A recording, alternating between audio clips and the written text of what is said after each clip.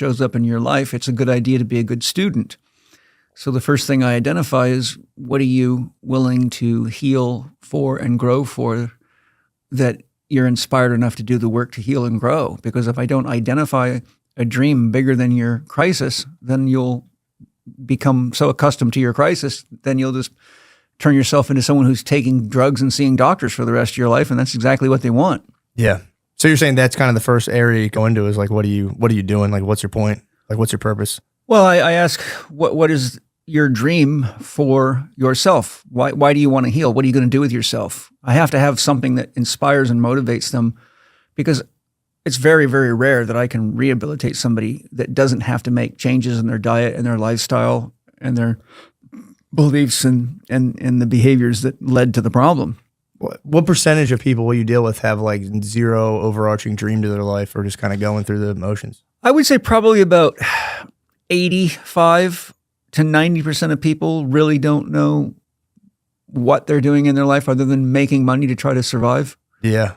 And so that's a real big part of the therapy, is helping them get clear on what's meaningful to them and what fills their heart, what gives them a sense of purpose beyond just existing. Yeah, I think that checks out. I really, I call it the drift. Whenever I get caught up in just the day-to-day bullshit of just like, like, am I selling tickets for stand-up, am I this, and I have no overarching purpose of like, what am I doing? Who am I doing it for?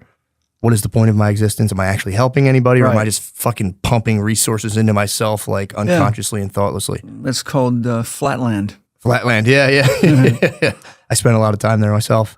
And that's how I found you. I was on YouTube just finding like workouts and this and that. And I'd be like, oh, that's kind of a cool workout. Then I'd watch you talk and I was like, damn, this guy knows a lot about kind of a lot of shit. So how did you get into that? Because you were a paratrooper? I was a paratrooper in the 82nd Airborne Division, yeah. And then you got into motocross racing? I was racing motocross when I was a young man before I became a paratrooper. So that was first. And I was a competitive fighter. I was a boxer and a kickboxer. And I played a lot of sports. But I fought my way onto the Army boxing team while I was in the 82nd Airborne Division, and then I became the trainer of the Army boxing team. Oh, okay. And the team doctor was an osteopathic physician, so I was put in charge of nutrition. I was put in charge of designing and developing all the training programs for the fighters, and I took them all through them personally. I didn't just write shit on the board. I did everything with them. I was also in charge of managing the gym. And I represented the Army in triathlon at the same time. First, I was a fighter on the boxing team, but I was also representing the Army in triathlon. And my company commander said, hey, I'm going to bet a lot of money on you to win the Army triathlon. So if you want to stop boxing so you can train full-time for triathlon, I'll let you do it. You just got to win. And I knew that I wasn't going to turn pro because my fighting style is too aggressive. And I already had lots of guys on the boxing team that showed a lot of signs of brain injury already as early as 19 and 20 years of age. You're saying like from the damage you were inflicting, or you're saying just in general, just getting knocked around so much? No, just, a lot of the guys on the team had 300 plus fights. Oh God. They started boxing, most of them when they were around 8 years old. Jesus. These are like the best fighters in the world. The only teams that ever beat us was Cuba and Russia. We're the third ranked amateur boxing team in the world. Jesus. So it's very serious. So, okay. So, it wasn't just like pounding around. Like you guys were like doing heavy competitive boxing. We trained 6.5, 7 hours a day. Damn. And, traveled all over, our teams travel all over the world competing. And it's a big recruitment tool for the military. Okay. Army sports is quite big. That actually makes sense. And so my team doctor was an osteopath. So once I left, I told the coaches I was going to leave and train full-time for triathlon. They already knew that I knew a lot that they didn't know, because they've always been stunned the fact that I could, get up earlier than they did, run 6 to 10 miles a day, go swimming in the pool for an hour while they're eating lunch. And then after work, I'd go ride 25 to 60 miles at night. And while I'm a fighter on the team, I'm also competing in triathlon. And they're like, how in the hell do you do this? And how did you do that? That's insane. Well, I was raised on a farm, a big farm, 142 acre farm, by a very, very intense father who did not know what a child was and worked us like slaves in a concentration camp. Yeah. And as I said to the guys in the last podcast, if you want to know what real fitness is, let me hand you an axe and let you split firewood for about 8 hours straight. And when your hands are covered in blisters and your father doesn't give a shit, you'll know what real fitness is. Jesus Christ. So you had like, this was like nothing to you then to be that active and move around. It wasn't that it was like nothing. I had to train extremely hard. yeah. You know, I was competing at a very high level in triathlon. I was in the top 10 overall, even with the pros, in 6 USTS races, which is, you know, that's the full blown Yeah, that's intense. elite triathlon. That's the real triathlon organization. And I was, you know, a ranked fighter, and I was I did very well in motocross, and so it was really just that my father built such a strong work ethic into me and to all of my siblings that it wasn't out of character for me to realize how hard I had to work, and I don't like losing. So I just took the work ethic that was built into me from the farm and just applied that to something I wanted to do instead of something I was being told to do, and that was very freeing. Hey, that's kind of nice. And I guess the farm gives people like a sun up to sundown mentality. You're not kind of like, well, I'm clocking up. It's like as soon as the sun's up, you got to get out. You're at it. Yeah. Yeah. My father's rule was you feed and water the animals before you eat, and if I ever catch you eating or drinking anything before those animals are taken care of, you'll never forget it, and he meant it. Yeah, I guess he would just dole out some punishment. He could dole it out. So you got out of there. I guess that makes sense. You're doing motocross in the military. So how did you like start absorbing kind of like health and holistic nutrition stuff? Like My mother's was a yogi. She became a yogi when I was 12. She'd been to India 3 times for advanced initiation. So my mother joined the Self-Realization Fellowship, which is the teachings of Paramahansa Yogananda, which is already quite holistic. And my mother was already just naturally into holistic everything. You know, we raised our own food. We slaughtered our own animals. We pretty much could live off of our farm. We milked our own cows, made our own butter, our own cheese, our own ice cream, our own bread. So I lived a very ground up life. And I also was very aware when I was young, competing in athletics, that whenever the guys that come from the area where I come from out in the country played city teams, we destroyed them.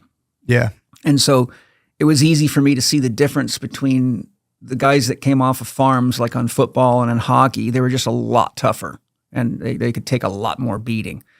So I already had an early, the handwriting was on the wall that if you eat too many Cheez-Its and drink too much soda pop and sit around, then you don't have the right stuff to be a good athlete. yeah. So what would you, if someone is going from like that state of like the standard, like Cheez-Its, you know, all that stuff, if like say that's starting at 0, like total inactivity, terrible diet, like what would you tell people to do if you had to give them like 4? I don't know if this is like an annoying question, but like, No, ask me. how do people get started? Like if like you want to give someone like a very basic thing to like start yourself to being actually like healthy and all that. Well, after many, many years as a therapist and a specialist in conditioning and a guy that's worked with countless of the best athletes in the world, I synthesized what one must understand in order to be successful in any kind of endeavor, whether it be to just be healthy so that you don't have to deal with pain all the time, or to play with your grandkids, or to, you know, be able to hike to the top of your favorite mountain, or to win a gold medal. And basically, I broke it down to 4 key areas that we have to have conscious awareness of, which I call the 4 doctors. And the reason I call them that is because if you spend time with these 4 doctors, you don't need the ones that give you drugs and do surgery. Yeah.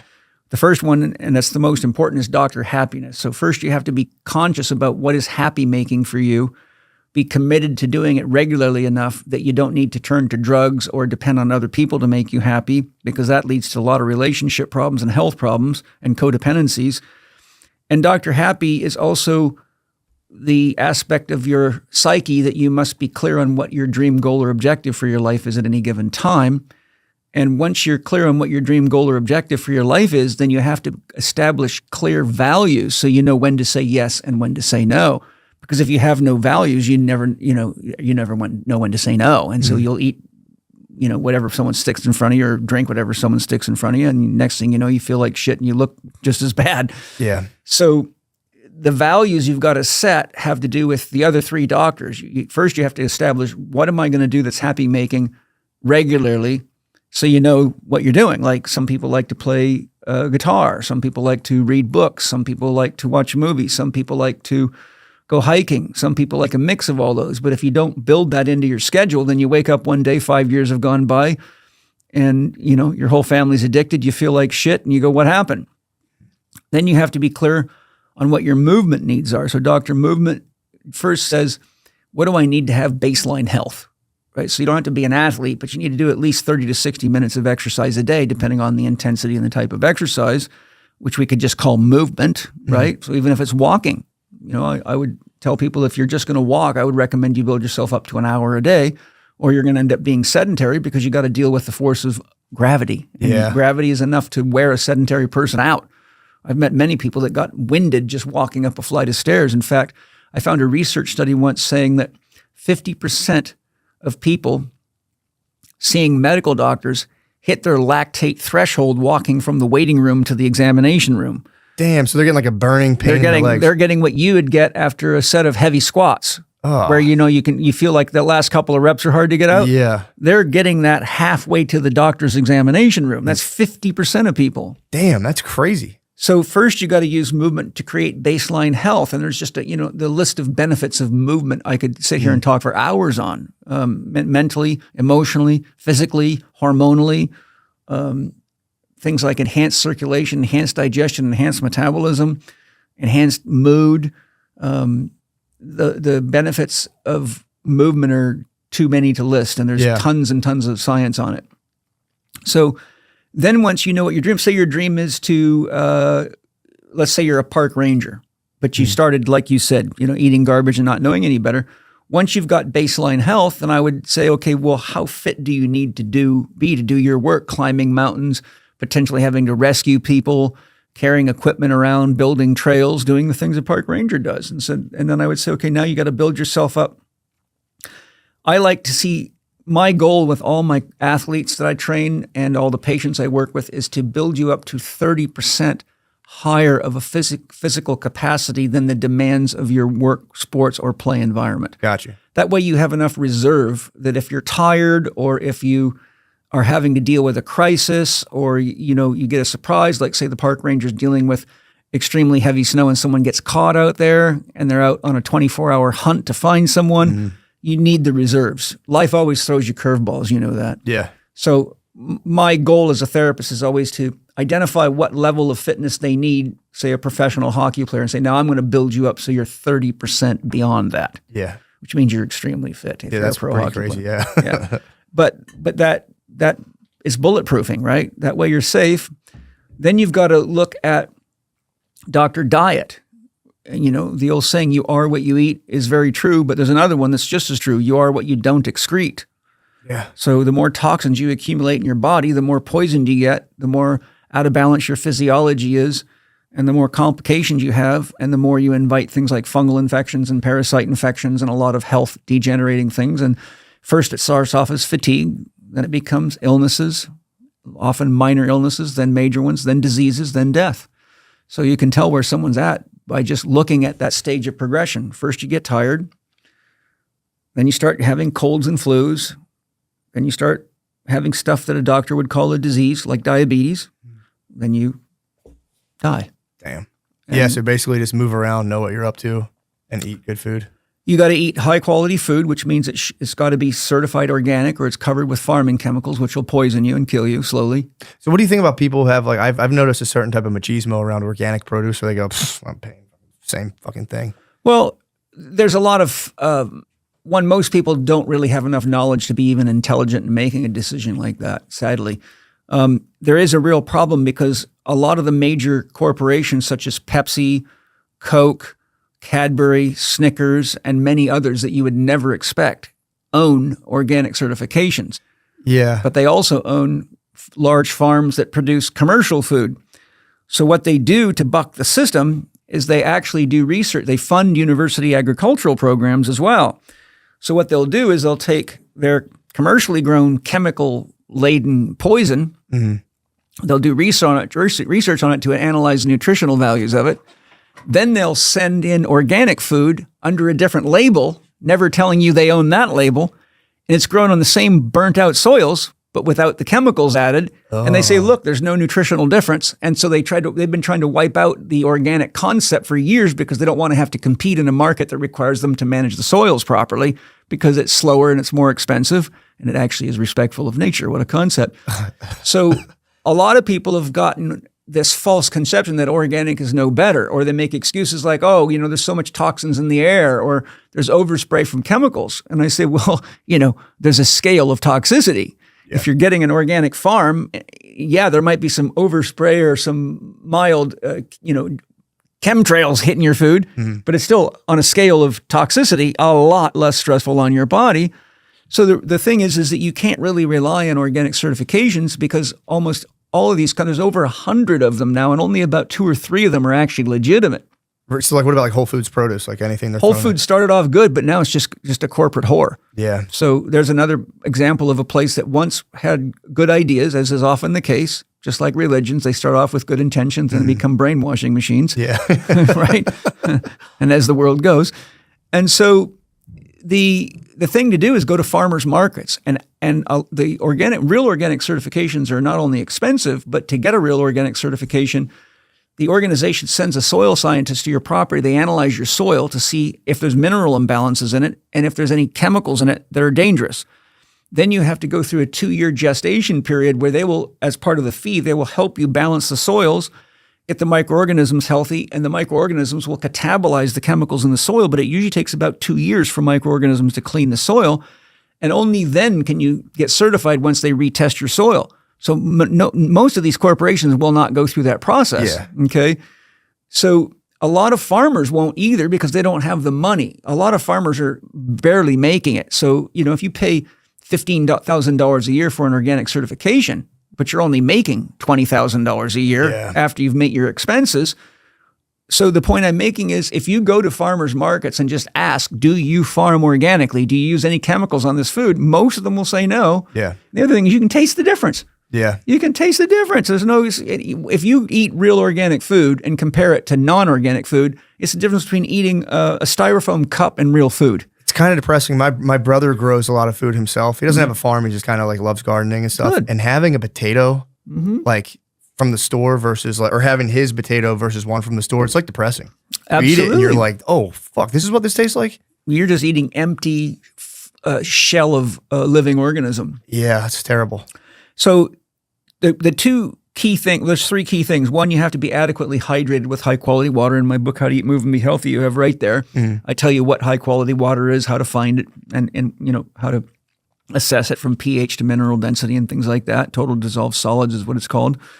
But once you're eating high quality food, then you have to eat the right proportions based on what your body's needs are. There's no such thing as a diet that works for any number of people. That's absolute bullshit. Every one of us is as different on the inside as we are on the outside. And just like we all have different fingerprints, we all have different needs. Even within the same family, you can see wildly different needs for food. You can have, in the same family, you can have someone sitting at one end of the table that does fine on almost a vegetarian diet, and on the other end, you got a total carnivore. Why? One might be an athlete. One might have parasites and fungal infection and have totally different biochemistry.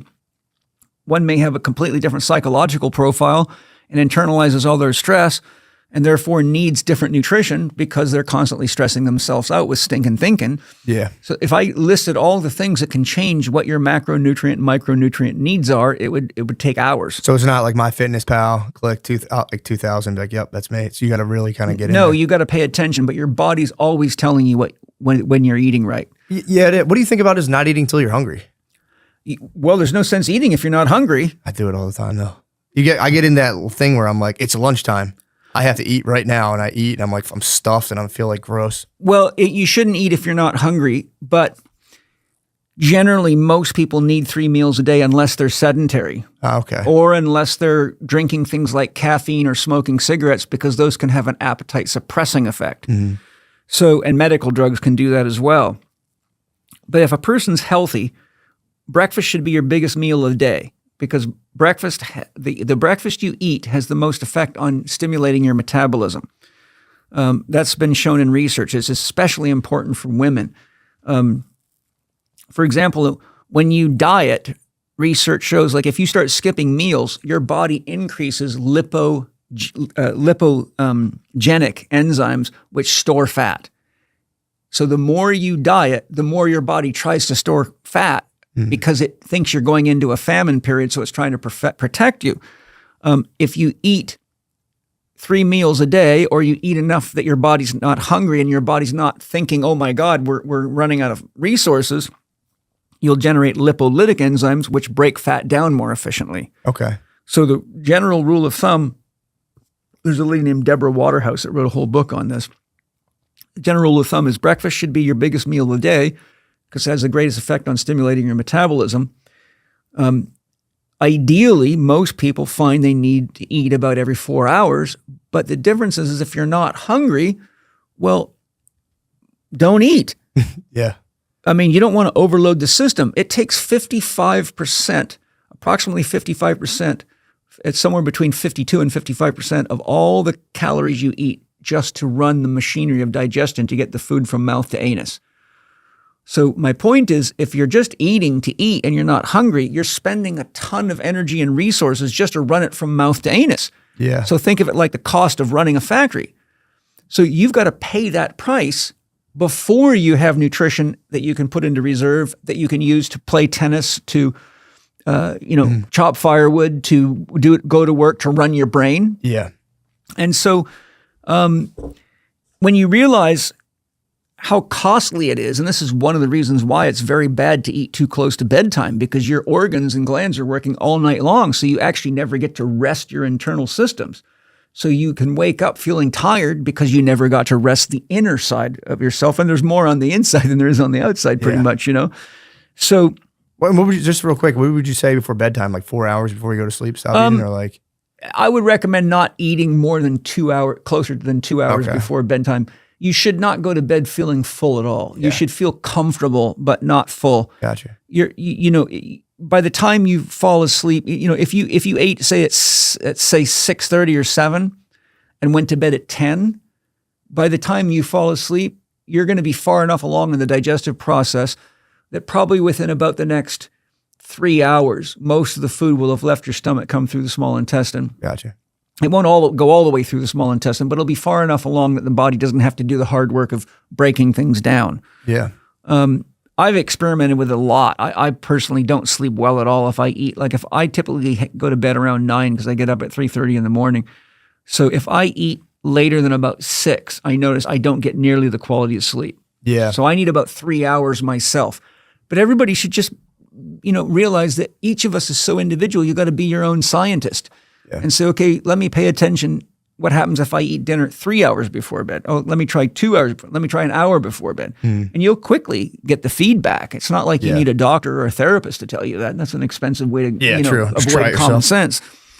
Well, here's a question I have. One more thing. Oh, go ahead. We forgot the fourth doctor. Yeah, my bad. Dr. Quiet. Dr. Quiet's all about sleep. And we all are built in tune with natural cycles. So our hormonal system is regulated by the sun and the moon. Once the sun starts rising up, your cortisol levels, which is your primary stress hormone, elevate. And it's an activating hormone. It stimulates the brainstem, called the reticular activating system. It has an alerting effect on you. Research shows that if you're sound asleep and a photon hits your skin, I can take a laser pointer when you're sound asleep and point it at your big toe, and you got cells in your skin called cryptochrome cells that will deliver photons to your hypothalamus and wake you up because your body thinks if there's light, the sun's up. Whoa. So as the sun goes up, our major stress hormone, which protects us, supports us, and it's also the major anti-inflammatory hormone and the major alerting hormone, right? And it's coupled with adrenaline. So you have the adrenaline, then cortisol, and the release cascade. They follow the sun as they go up. So we're designed to be the most active between about 10 o'clock and about 1 o'clock during the day. And then as it goes down and the sun's going down and the moon starts to go up, melatonin comes up, and it's the chief regulating hormone for all your anabolic hormones, which is your growth and repair hormones. So if a person, for example, before I tell you that, research shows that the first 4 hours of sleep, our body focuses on physical repair. So we need to be to bed by 10 o'clock p.m. on average. Otherwise, we delay the release of melatonin. So if we're, around flashing lights or these kinds of lights, it keeps telling your brain the sun's up. So as long as cortisol levels are up, melatonin levels stay suppressed, which means the half-life of cortisol is quite long. And you could end up, it can be 400 minutes. It's different depending on how healthy your liver is and how strong your liver is. But if you, for example, drink a cup of coffee at dinner time, you're going to still have tons of cortisol in you 4 hours later. So by the time you're just about to get up, you're only now is your body ready to release melatonin, but you've missed all your growth and repair time. So athletes burn themselves out and get lots of chronic injuries doing that. So if you just remember the simple rule that the activation hormones follow the sun and the growth and repair hormones follow the moon. So if you keep pushing your cortisol levels because you're making an extended day, which is like making an extended summer, so to speak, then you repress your growth and repair hormones. And the first 4 hours of sleep should be the body devotes itself to physical repair, and the second 4 hours of sleep are devoted to psychogenic repair, so brain and nervous system repair. And having known this for many, many years, I saw monitoring people's sleep cycles that sure enough, those that went to bed, say at midnight, had chronic physical problems. But those that were shift workers or mothers with new children that were staying up between about 2 a.m. and 6 a.m. had chronic neurological problems like headaches, cognitive disorders, crash cars a lot. Yeah, Jesus. I know. Cut their fingers a lot with knives because their psychogenic repair is getting shut down. In fact, research on new mothers shows that in the first year, a woman's brain shrinks 1 centimeter in circumference. It shrinks like a plum becoming a prune due to lack of sleep. So Terrible. The key thing that just to summarize, we need to make sure that we get to bed ideally by about 10 o'clock. And we've got to follow the natural cycles. And we want to make sure we don't eat too much food before bed because our body can't rest. And we don't want to drink coffee or stimulants any later than about 3 or 4 o'clock in the afternoon, or it'll completely disrupt our hormonal cycles and we'll end up sleeping but waking up tired. We will sleep, but we will not be recovered.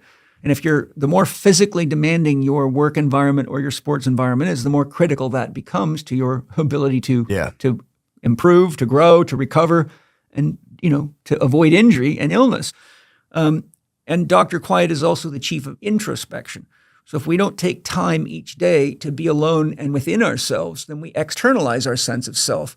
So we only know ourselves by how much money we have, or what kind of car we drive, or how high our rank is in our work, or how our status is. So we actually start identifying ourselves only by what's outside, but we never really get to know who we are on the inside.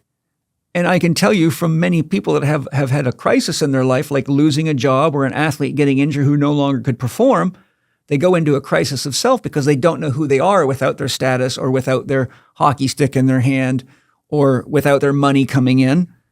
And they go into a serious crisis of self. And it's like having a midlife crisis, but it's really a crisis of self.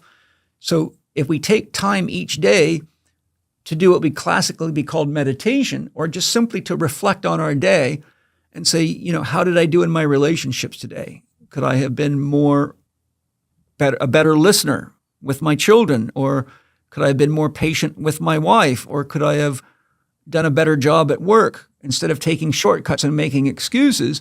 And we actually take responsibility for growing ourselves and looking at ourselves objectively and being honest with ourselves. Then we actually grow spiritually and we grow consciously and we learn how to love better. Yeah, so when you said you get up at 3:30 and you do spiritual practices, what does that look like? A lot of people hear that term and they're just kind of like they think it just sounds like so otherworldly and mystical. Like, how would you do you have a couple you describe that are kind of beneficial? I did Tai Chi every day for 18 years. I studied with a Tai Chi master for several years. I trained in medical Qigong. I began meditating when I was 12 when my mother joined the Self-Realization Fellowship. I do various types of exercises. I can teach you one in just a second, which is very simple. Anyone can do. It's very powerful. I spend a lot of time in prayer. I give thanks for everything I have and all the blessings in my life. And I just sort of, take stock of how grateful I am to have the home I have, to have the children I have. I have 2 wives, so I'm blessed there. Say what now? Yeah, I have 2 wives. Okay, that's cool. Yeah, I'll be mature about it. It's not a religious thing. It's just Yeah. I was married for 17 years to my first wife. I have a 45-year-old son from that marriage. And I realized I just wasn't cut out for monogamy. It just seemed very unnatural to me. And I really hated the idea that I couldn't express love to women that I felt a loving relationship with because I was married and I had this Christian vows, till death do you part, but I did not feel that that was true to who I was. So after I went through my first divorce, I made a promise to myself that I would not ever get married again unless I could have an open relationship. And my rule was, as long as we're getting along together and we want to work through our problems together, then let's stay together. But if we don't want to be together, then we shouldn't be together. We should go out and find the people that are more appropriate for us at that time. And I meditated on that and asked Great Spirit for help. And I found exactly the perfect woman. I met her. I knew exactly who she was when I met her. Because I'd seen visions of her in my meditations. 4 days later, we were engaged, and I've been married to her for 28 years, and that's who just dropped me off. Damn. And I met, I was able to, through my open marriage, to explore and share love. But then I met a woman who is my second wife, Angie Check, who I have 2 kids with now, and Penny's their mother too. And Penny's rule from the very beginning was, look, you can have as many wives as you want, but I have these rules. Here's the rules. They have to cook, clean, contribute to the bottom line, and they cannot talk too much. Because my wife's all about business and the bottom line. She doesn't like a bunch of yakety-yak, gossipy women. Man, what a blessing, dude. Yeah, and so You tell her you're kind of thinking the same thing?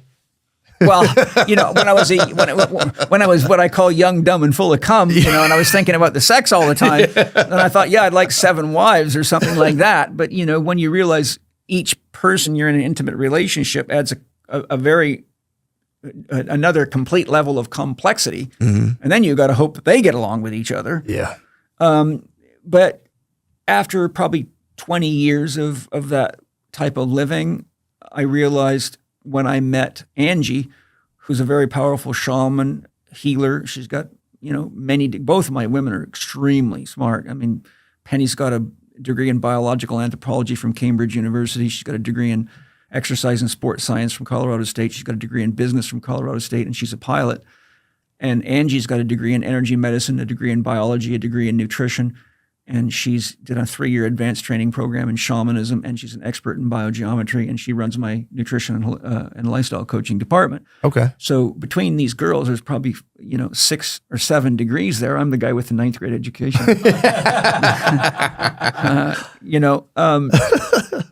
So I figure if you're gonna spend time with a woman, you might as well find the most powerful, capable one you can. Yeah. Which a lot of guys do the opposite. They want a bimbo that they can control and use as a play toy. But I'm like, you're never going to get anything done that's meaningful in the world with that kind of relationship. Yeah, and they'll kind of spring. It's never. It sounds cool at first, but then eventually, there's nothing to sustain a multi-year relationship. I used to be a race car driver, and my goal was always to have the most horsepower and the best handling car I could create. And that's how I like women. The most horsepower and the best handling woman I can find.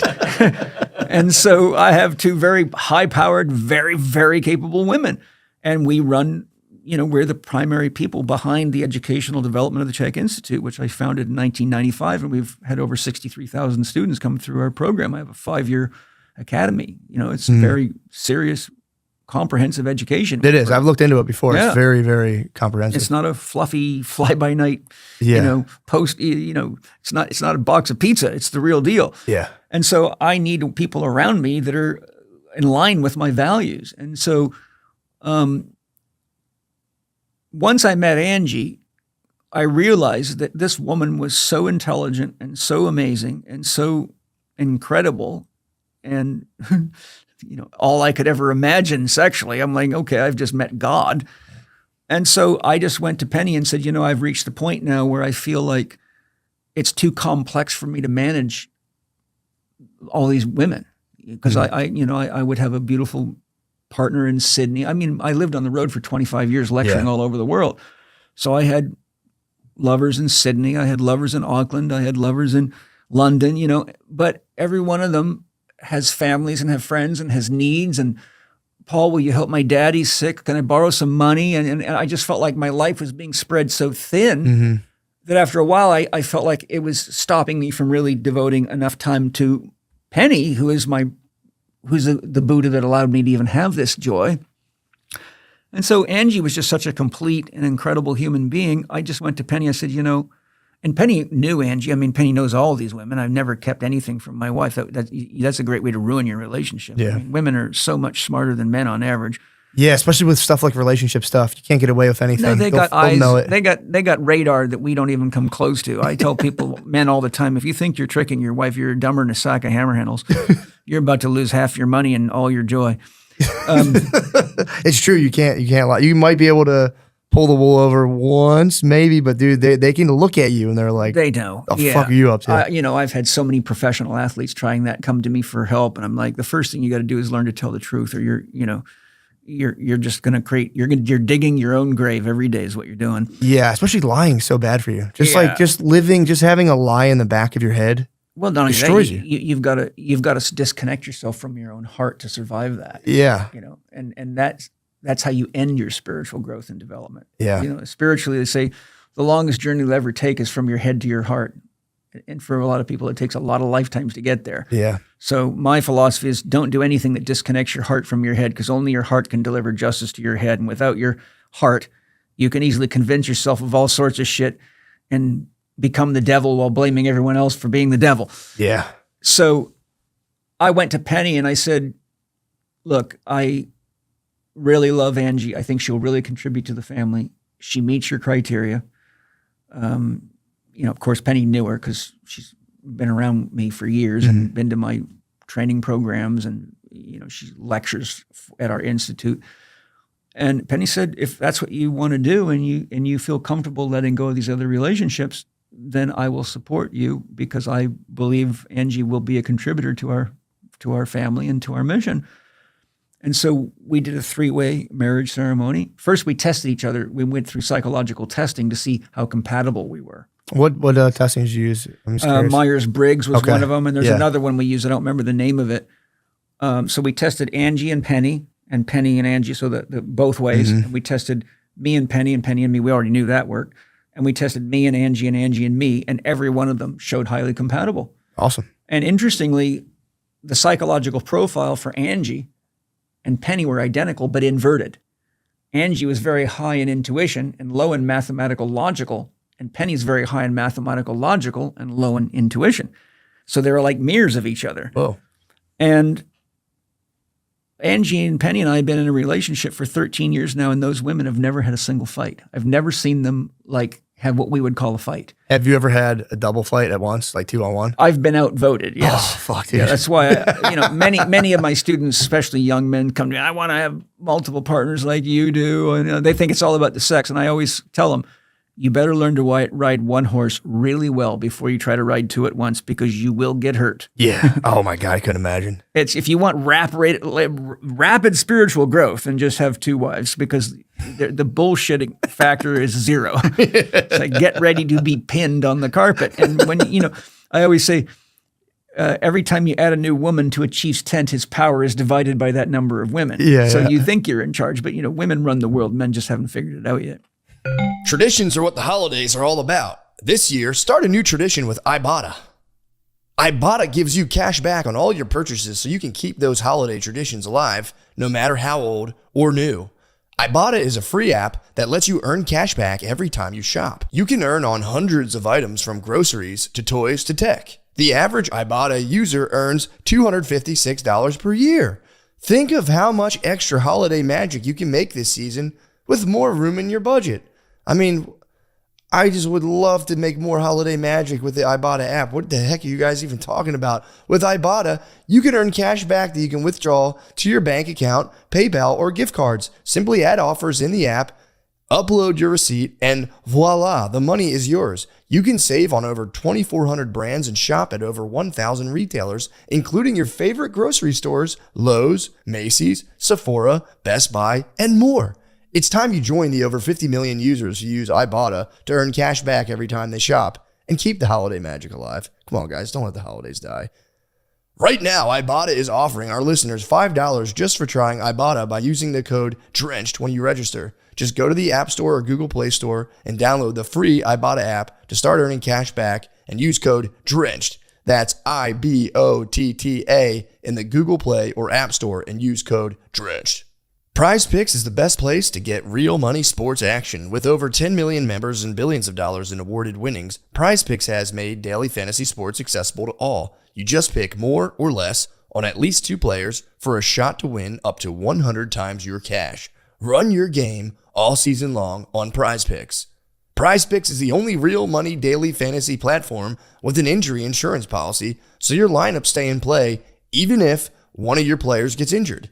If your player leaves in the first half and doesn't return, Prize Picks keeps your lineup live.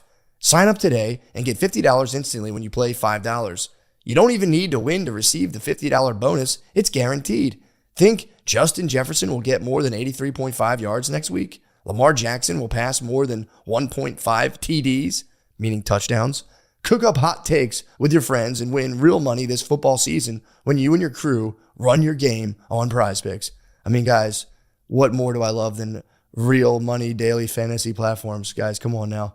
Download the Prize Picks app today and use code DRENCHED to get $50 instantly after you play your first $5 lineup. That's code DRENCHED on the Prize Picks app to get $50 instantly after you play your first $5 lineup. Prize Picks, run your game. Guys, please, I have a couple of shows too. I got to tell you about these. If you live in Tysons, Virginia, that whole area, it's like around DC, whatever. Capital One Hall, big theater show, second in my life. Please come. That would be awesome. It's actually a pretty large space. And I'd feel foolish if it were empty, but if it's got to be empty, so be it. I'd love for you guys to come if you can. That is on 11/15, Capital One Hall, Tysons, Virginia. And then also on the next day, I'll be in New York City on 11/16 at Town Hall as part of the New York Comedy Festival. So come to that too if you want to go to that. Also, and that's a big one, guys. This is the New York City Comedy Festival. And then a few weeks after that, I'll be in Irvine, California at the Irvine Improv. Guys, this is huge. This is going to be right around Thanksgiving. 11/29 to 11/30. I have 4 shows, 2 days, Irvine Improv. The place is fucking massive. Come on, Cali. You guys know I'm fucking SoCal. You guys know I'm fucking with the shit. Please come out there. All the tickets, you can get them on mattmccusker.com. There should be a link in the YouTube. I literally almost did this. Cut my fucking hands off. There should be a link in the YouTube description somewhere in there. Thank you, guys. And actually, research shows that 65% of all the women spent in the world is spent by money. Yeah. I mean, spent by women. Yeah, I've seen that before, Yeah. and I believe it. So even though men may make more, it's the women that are actually moving the money. Oh, big time.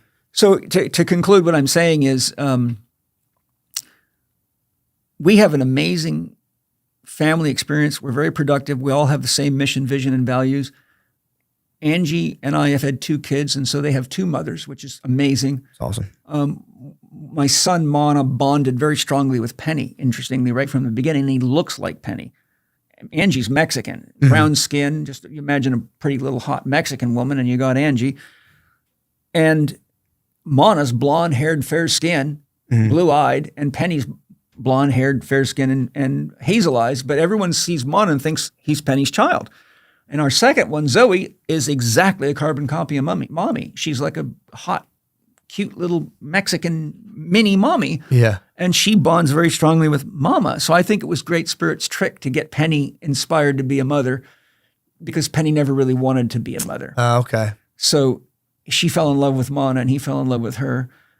And so imagine being a kid with 2 mothers of that level of intelligence. You know, we have a 14-acre farm and we run a big business, and we have people from all over the world coming to us. We've had, you know, we travel, the kids have traveled all over the place because we have to teach all over the world. So I mean, when Mana was probably only 4 months old, he was already in England on seminar tours. So these kids are very worldly children.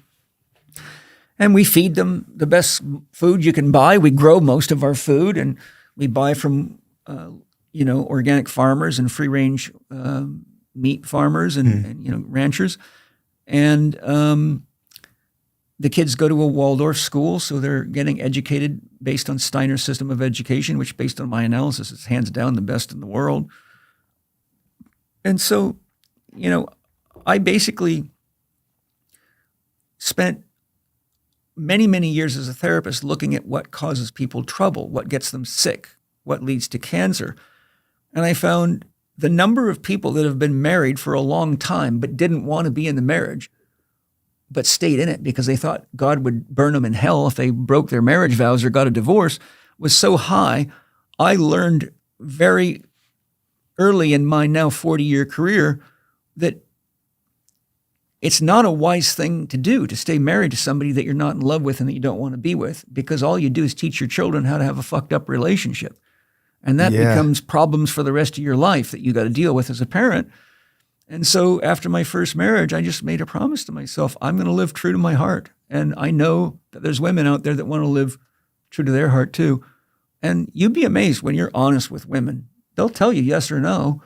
And I found it was no harder to find women that would agree to that than it was to find women that would go monogamous or that demanded monogamy. Yeah.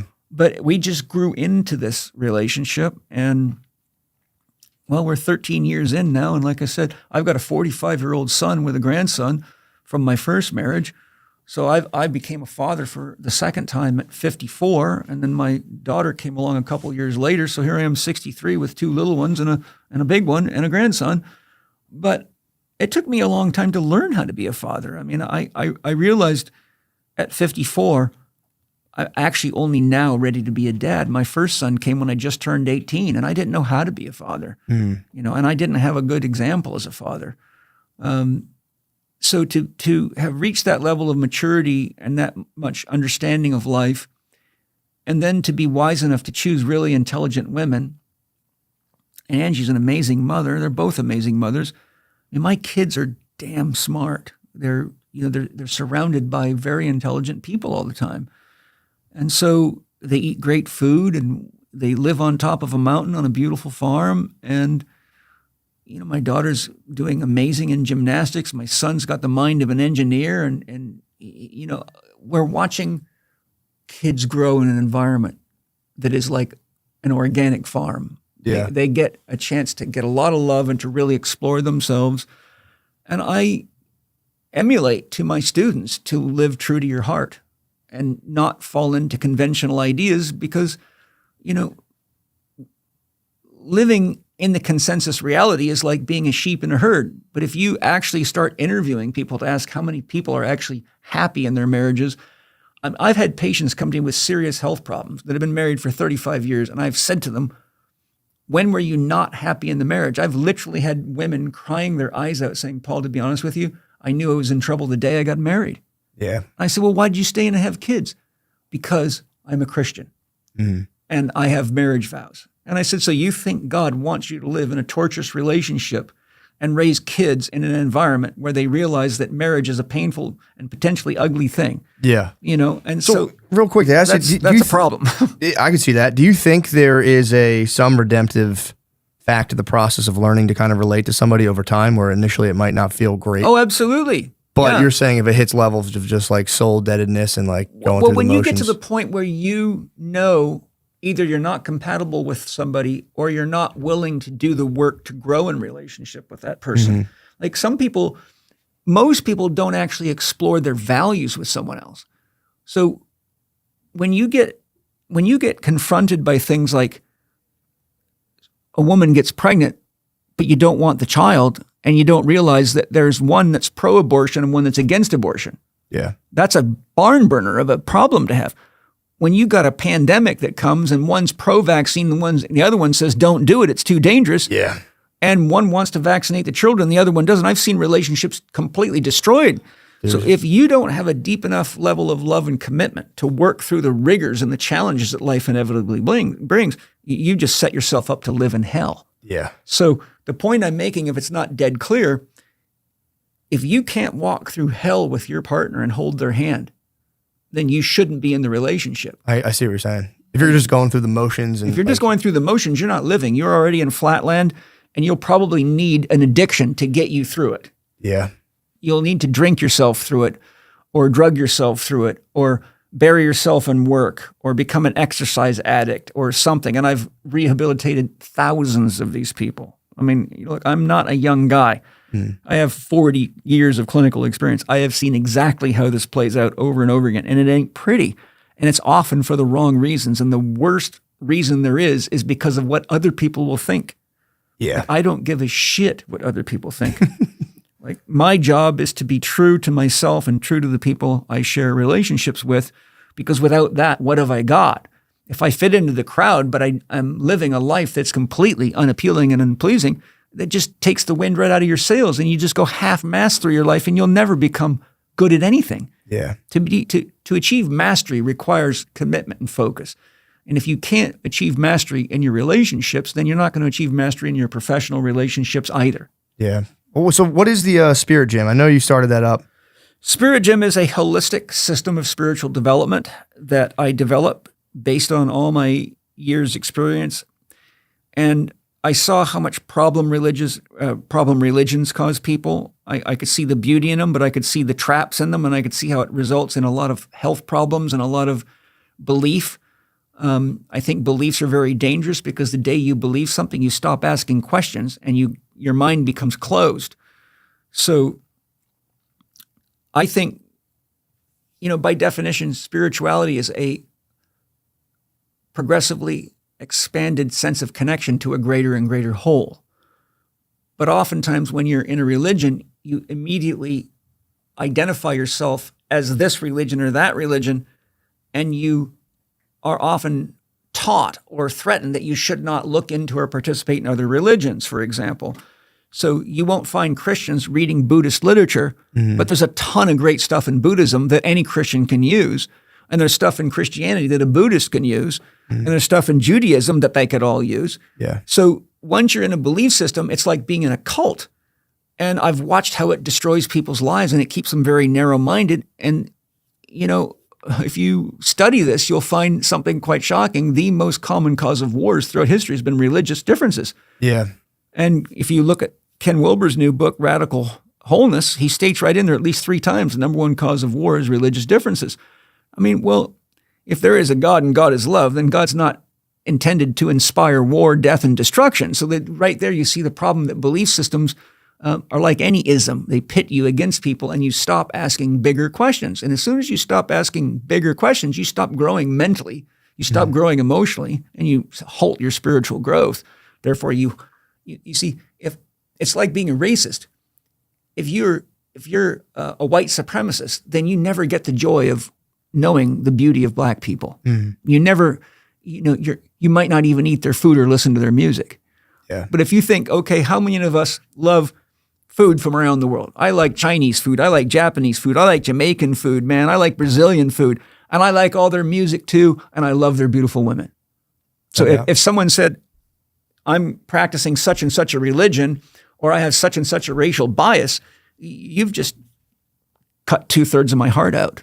Yeah. You've just turned me into a robot, into somebody else's play toy, into somebody who's got such narrow vision that they will never actually see the beauty of God. They will never see it, even though they're walking around in it and wearing it. And that is really to be a blind man.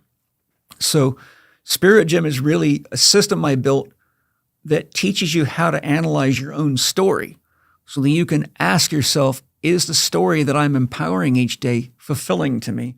And if it's not, what is my dream? And how do I create a story for myself that's dream affirmative and life affirmative? And how do I live in such a way that I embrace the truth of good, the truth of beauty, and the truth of life, and accept the challenges of life as growth opportunities, so that I don't just drug myself, or put my head in the sand. And so I built a system based on principles. So the first principle is getting clear on what the word God means. Next is understanding how the universe is created based on metaphysical concepts and on the concepts of science, cosmology, and quantum physics. The next principle is the next principle is myth, which is the science and history and the understanding of what a myth is. Myth means story. So once you understand why myths have been created by tribes throughout antiquity and what the function of a myth is, then you know what your myth or your story has to include, or you're running blind, right? I could give you a whole description of myth and what it has to include, but it would take some time.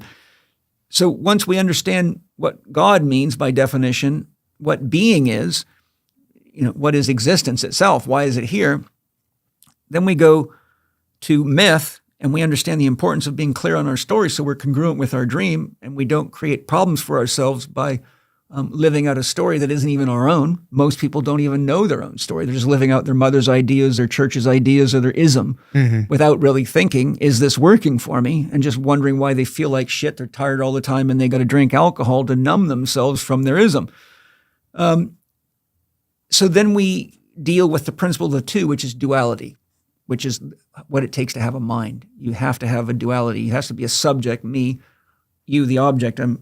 You're the object of my awareness right now, but it's the subject in me watching. If you're in a loving relationship, one's the lover, one's the beloved. So one's the lover, one's the beloved. So if this is a person, I, the lover, am loving the beloved. So whenever you have a duality, you have the prerequisites for love. There always has to be a lover and a beloved. And the prerequisite, love is the basis of relationship. Love is the code word that holds everything together in the whole universe, even an atom. Love really just means relationship. And so you can't have life without relationship, and you can't have a mind without relationship. To have a mind, you have to have 2 points of sentience. They exchange energy and information. A computer is not a mind. It's an information processor because it doesn't know what you're putting through it. It doesn't care if you build an atomic bomb to kill people or you come up with the most amazing cure for a disease. The computer won't know the difference.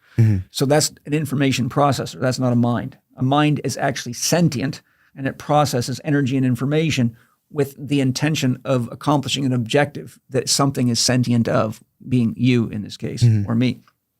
So once you get to the position, the principle of two, you're understanding what is the true nature of a duality and why do we have to have a duality and how do you manage dualities? Like how do you use duality in your favor as opposed to creating opposition, me against you, or white against black, or this religion against that religion, because that's just a low level of consciousness.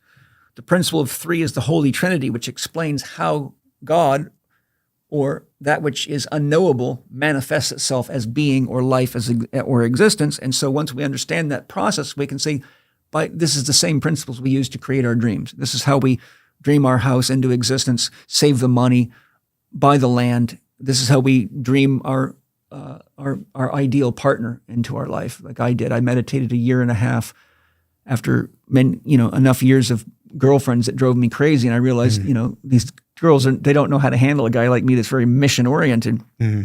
So I got clear what I needed in a partner, and I also got clear what I would give her.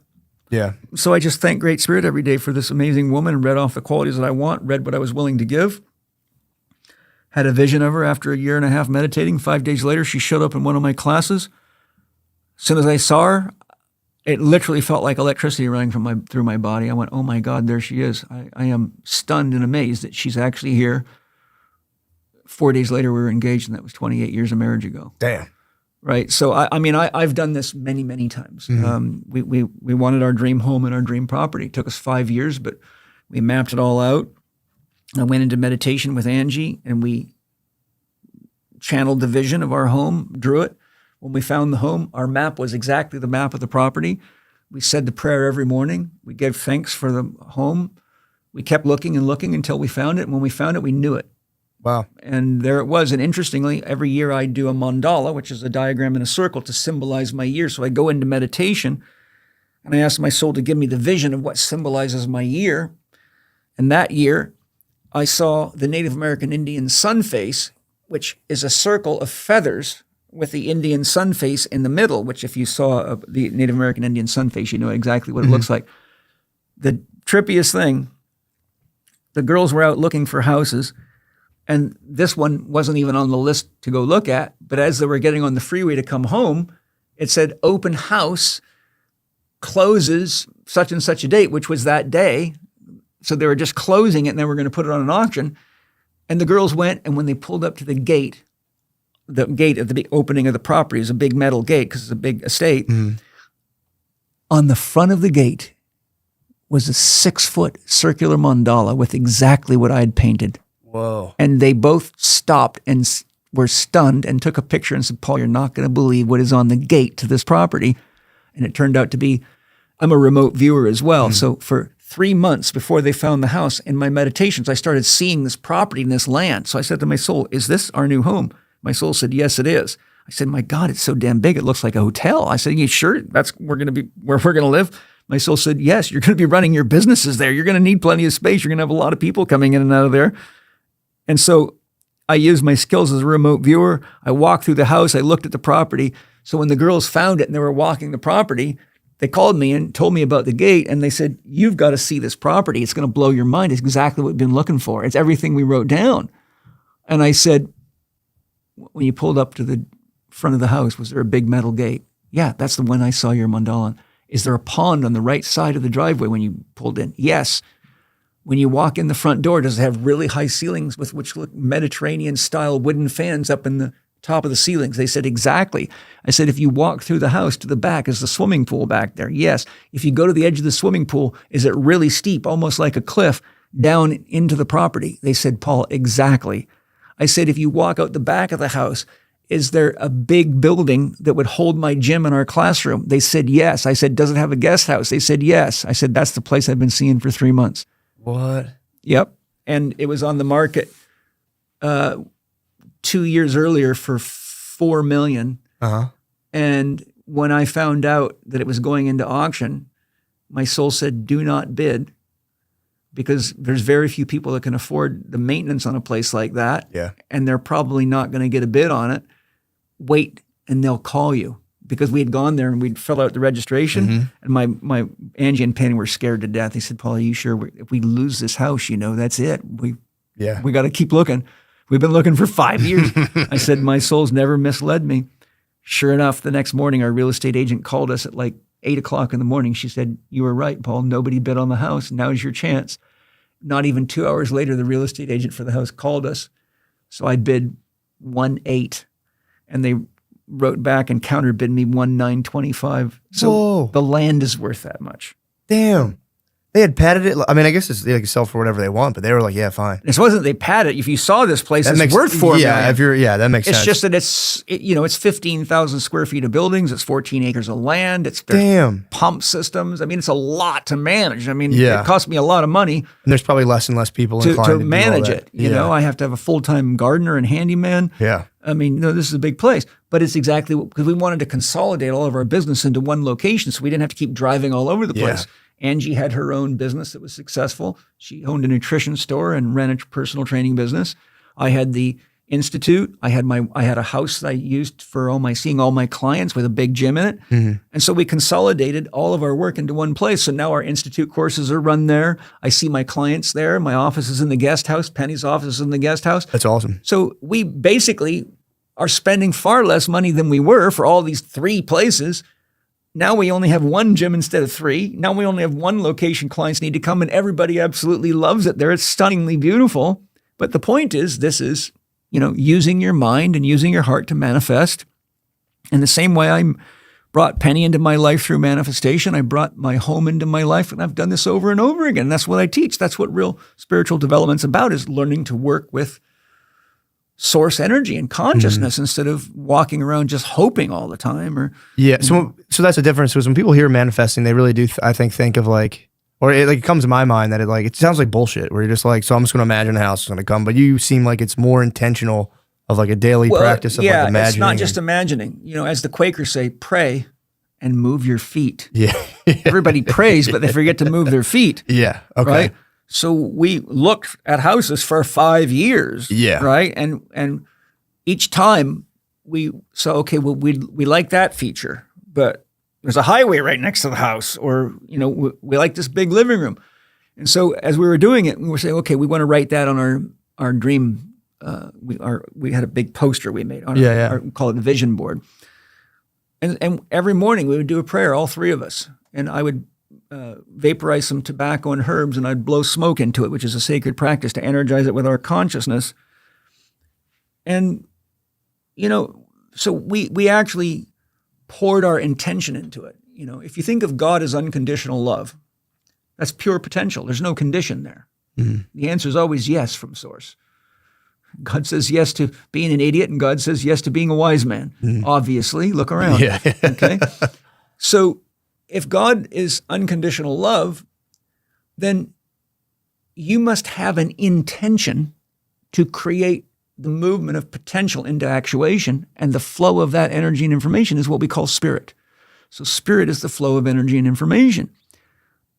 what people don't realize is you're constantly moving energy and information into potential from spirit, but most people are doing it unconsciously, which is almost always based on what they don't want. Most people live by their fears, not by their dreams. And I tell people, fear never makes a good seeing eye dog. It's just not, because you will always see what you're looking for. The ancients had an important saying, you bring forth that which you gaze upon. So if you walk into a room and you're always looking for something bad, you'll see it. Yeah. If you walk into the room and you're looking for the beauty or you're looking for the fun, you'll find it, right? Most people don't have enough training to watch their own mind to see what it's creating all the time. And so that's what Spirit Gym's all about. It's learning how to use tried and tested principles from spiritual masters, from experts in the science of mind, from experts in psychology, from quantum physics, from metaphysics. Basically, I spent my whole life studying and looked at everything that I could learn that's relevant to how to live a life that's true to your heart and being honest in your relationships and creating the life you want and doing the work that you want to do in life so that you can make money because you're doing something you love to do and achieving mastery.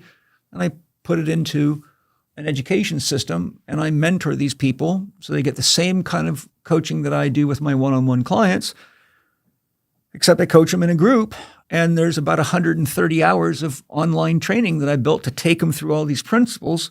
And each week I meet with them and I give them a 1-hour presentation on something that's important for them to know. And then I open the floor for questions on their personal life, their personal challenges, or anything they want help with as they're working through the lessons. And I've watched people just transform right in front of my eyes. I've seen people, depressed people, become inspired and motivated. I've seen sick people get healthy. I've seen sad people get happy. Yeah. You know, and it's not a surprise to me because I've been a therapist for 40 years. I mean, I've studied this inside out and backwards, and I've had to deal with my own challenges just like everybody else. Mm-hmm. And so, you know, I really felt it was time in my career to stop spending my time working with people one-on-one because the world's in such dangerous state right now that I realized we can't wait for a top-down rescue. I don't think Jesus is coming back. They nailed him to a tree the first time. He's not stupid. I don't think... Well, here's a question for you, and I think, you know, I kind of dig everything you're saying. I feel like, well, I guess it's a statement, then a question. I feel like God has become a taboo. It's a modern taboo. You can talk about sex, you can talk about, you know, whatever you want. If you bring up God, a lot of people get kind of like, where are you going with this? Like, relax, man. Maybe it always was because, like, if you brought up the wrong religion, well, people spaz. Everybody's conception of God is unique to themselves, and because you have all this religious division, if you're a Christian talking about God to a Muslim, then they're going to immediately think you're against them. Yeah, or an atheist. Per Or an se. atheist, Yeah. right? But remember, Well, here's my question. I want to just go give me ahead. 1 second. Go ahead. You use that word atheist. Yeah. Okay. Here's something Carl Jung said that's very important to hear. Something must first be real before it can be rejected. Meditate on that. Yeah. It's pretty wild. It's true. Yeah. There's no atheists in a foxhole. Yeah. I'm a soldier. Trust me. Yeah, I mean, I could see that as well. And that's why I think there's something, my question is, how necessary do you think it is for, like, psychologically to have a spiritually oriented framework to work in if you want to kind of like gain some sort of, you know, self-mastery or peace of mind versus just kind of like what I feel like might be kind of sanitized, like. I don't think it's necessary. I mean, I've known people that are very masterful at a lot of things that are atheists, materialists, or even my wife Penny is agnostic. Okay. My wife's a scientist, you know. She did a lot of extensive research in university. She's a very scientific, very intelligent. She's a pilot. You know, the woman that just dropped me off is a genius. Yeah. And I'm a guy that knows intelligent people and worked with some of the most rich and smart people on this planet. My wife is a genius. And she says, I'm happy that you love God, but God is not important to me because I can't prove the existence or non-existence of God. And she says, I've got important things to handle. Like, how are we going to pay the bills this month? And how do I manage all these employees and take care of these kids and make sure this farm is handled? She says, I will find out if God's real when I die, and that's fine with me. But in the meantime, I'm going to do my best to live a meaningful life and love as fully as I can because that's who I am. I don't need someone to take me to church to do what's inherently natural to me. Okay. So that's interesting. So you really don't think it's like as crucial. I guess it's all person to person. No, I think it's individual. The difference is Religion is typically a set of beliefs that's closed. It's an ideology. It's a belief system. By definition, all belief systems are closed. Spirituality is an open exploration for the truth. So that's why I say spirituality is a progressive expansion of your sense of wholeness, to your connection to what makes you feel whole and what you are. So for example, spirituality, if you want a simple model, progresses from I-oriented consciousness. It's all about what I want, what I need, like a child. Gimme, gimme, gimme. Then you grow up to realize that you can't do anything meaningful in the world without relationships. So your consciousness evolves to we. And so instead of being self-centered, now you become we-centered. You say, okay, I can't just think of myself. I got to think about my wife and her needs, my boss, my friends, my coworkers, my teammates.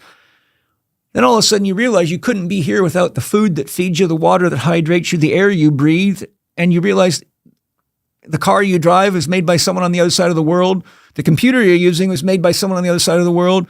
And so you finally wake up to the fact that it takes the whole world to support all of us. And so now your sense of self and wholeness grows to embrace the whole world because you realize everybody's meaningful. Everybody's contributing to each other.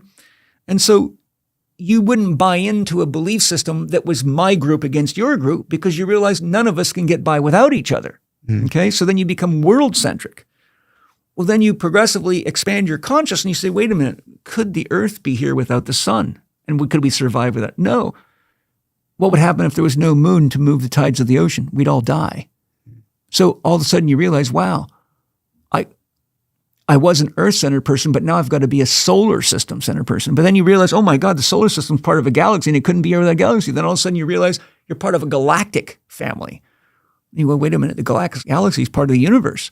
So now you reach what's called cosmic consciousness, and you realize that all of it is a dance. All of it is a being that's alive. All of it is something so magical and so mysterious that all you can do is stand there and go, my God, it took the entire universe to create me. And I could give you the physics of the fact that if we scientifically analyze even the minerals and the elements in your body, I can prove to you scientifically that it took the entire universe to make you. And it's been done many times. How? How do they do that? Simple. You take the elements of the periodic table that are in your body, and you say, okay, where did that come from? Well, that came from the sun. That came from Mars. Okay, well, how did they get into the sun? Well, other stars exploded and collapsed into a sun. Damn. Through black hole, whatever model you want to use. And so you keep playing that game. So where'd that come from? It ends up reaching to the end of the universe. It's crazy. So what you realize, even scientifically, is it takes an entire universe to make each one of us. And that's just scientific fact. I don't care if you believe in God or not. I can sit you down and show you the research on it. And so, okay, if you're a scientist, here's proof. It took the whole universe to make you. Yeah. So what do you want to worship? Yeah. Just one book? Yeah. I'm like, I think we can do better than that. Yeah. So that you're saying that you're kind of, I guess, provide a modern roadmap for people trying to gain the benefits of a spiritual system without the pitfalls and the downfalls of like organized religion. I'm simply saying, let's be honest with each other. Let's be rational. Let's be logical. Let's be scientific. And let's open ourselves to the mystery of the heart and ask honest questions. Who are we? What are we? How did we get here? What does it take to sustain us? And how many absolute mysteries are involved? I mean, science shows that if the conditions of the initial universe were even 100% different, we would not be alive. It's crazy. Right? When you look at the science behind this thing, there's, you either think everything's an accident and we're just lucky, which would be like standing next to a pile of rocks and hoping a Rolex watch jumped out, which would be a materialist. Yeah. Or you say there's some kind of intelligence behind this thing.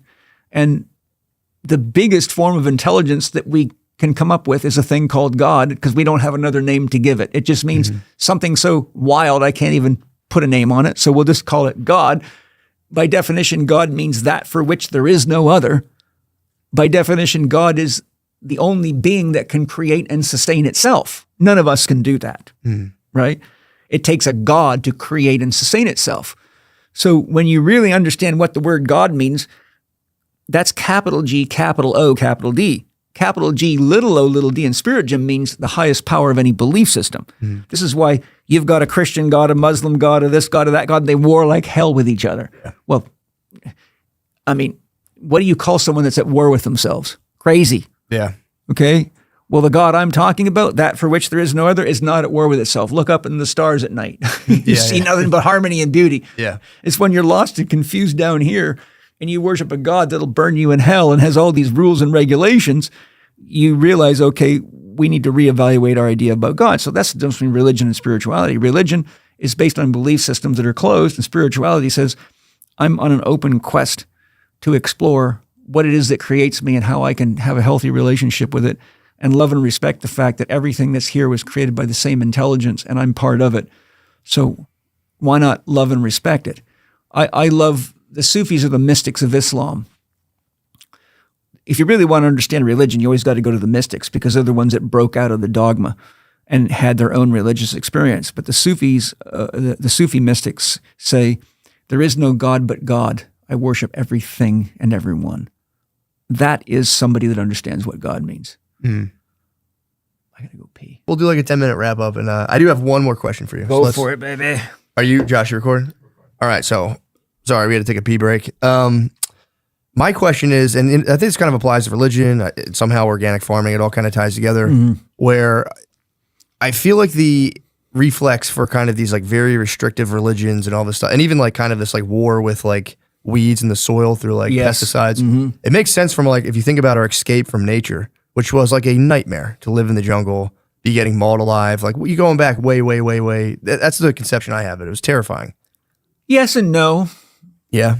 I mean, if you go talk to native cultures, it seems terrifying, but that was home for them. You see, if you go back to the point where we were living out in nature, we didn't see the animals out there as our enemies.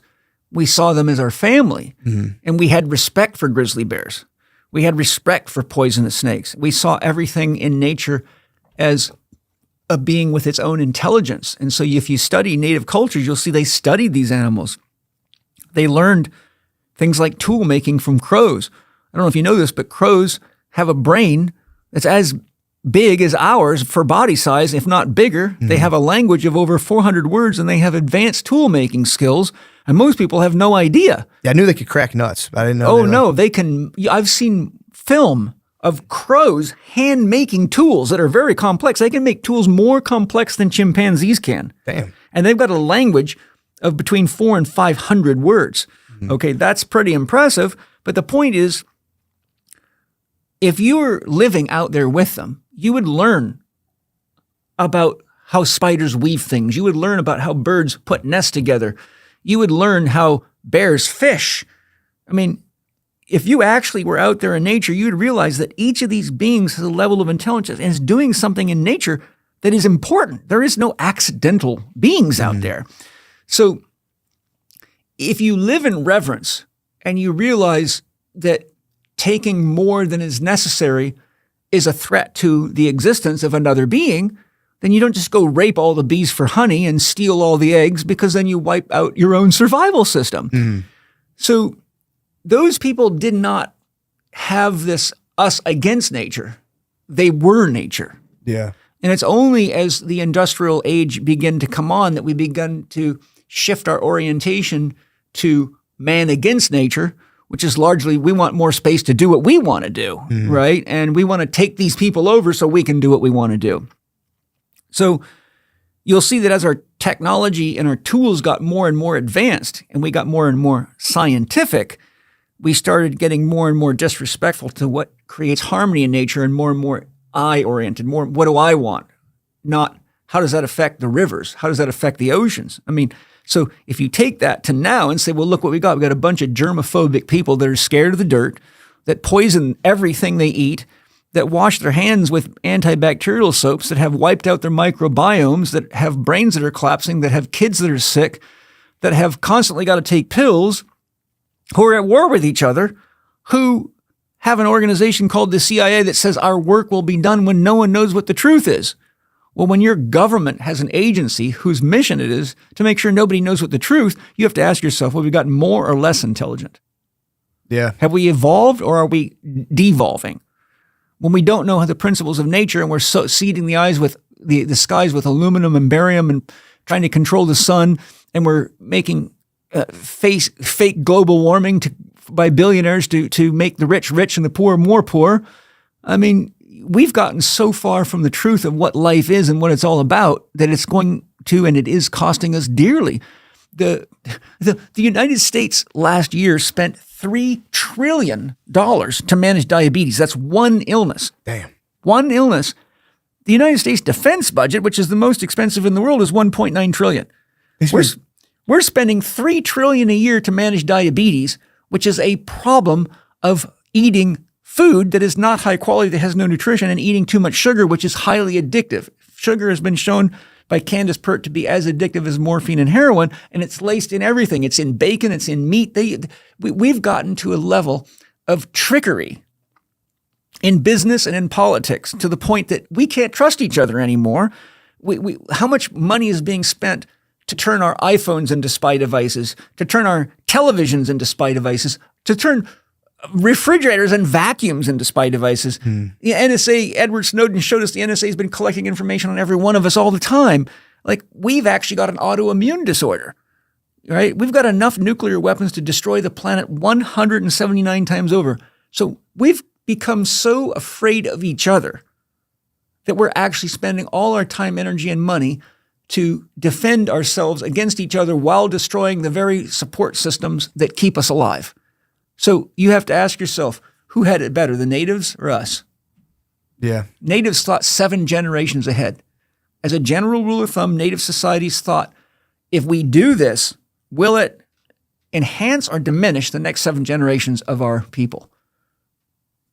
Yeah, we don't do that. We've got attention spans of about 3 minutes, and we don't think for 2 seconds about what's going to happen to our kids, or we would actually start paying attention to what we're feeding them and the fact that our education systems are absolute trash, and that we're putting pornography in the libraries for kids that are 3 and 3rd grade. Yeah, they're doing that? Oh, hell, all over the world. The globalists are absolutely dangerous as hell. Yeah, that's the one thing I never understood, why we don't have physical education first thing in the morning at every school. It should be every kid should like run around for like an hour, burn off energy. You realize there's people all over the world that are confused as to what a woman is. Yeah, true. That's another problem. We have used science to validate every drug that's killed 20, 30, 40, 50,000, 100,000 people, only to have it taken off the market. But it was all scientifically validated. So we've turned science into a corporate prostitution ring. Yeah. So all I'm saying is, if you really ask the question, was it that dangerous to live in nature when we had respect for nature and we lived in harmony with nature? Or is it that dangerous to live today where we're destroying nature and each other and call ourselves scientifically advanced? Well, as Steiner says, for every advance you make in science, you must make 3 advances in morality, or you will destroy yourself. Well, ask yourself, from the time we were living in nature to the time to where we're at now, how many advances have we made in science and how many advances have we made in morality? I'd say like 3 morality. Probably like a bazillion in science. Yes. And so here we all are. We're watching each other all over the world, destroy each other, and calling ourselves Christians. Yeah. Yeah, really. Well, God damn it, dude. That sums it up pretty well. I'll have to have you on again. I have like a million more questions. I am at a comedy store. Right? No, that's phenomenal, man. Thank you so much. Do you have anything you want to like? I mean, obviously Spirit Gym. MySpiritGym.com if you're interested in my mentorship program. CHEKinstitute.com if you want to see my education and all the online courses I have for various people. My How to Eat, Move, and Be Healthy book can be bought on Amazon. It can be bought at the CHEK Institute. Our Holistic Lifestyle Coach Level 1 training program teaches you all the principles on how to eat, move, and be healthy and how to apply them in your life. So it's a public access program. Mm-hmm. And for those that want a career in holistic lifestyle coaching to teach other people how to get healthy and not spend all their money on managing diabetes and things like that, you would go to Holistic Lifestyle Coach Level 2, which is a professional training program. So it's like a career. Mm-hmm. And it goes from there.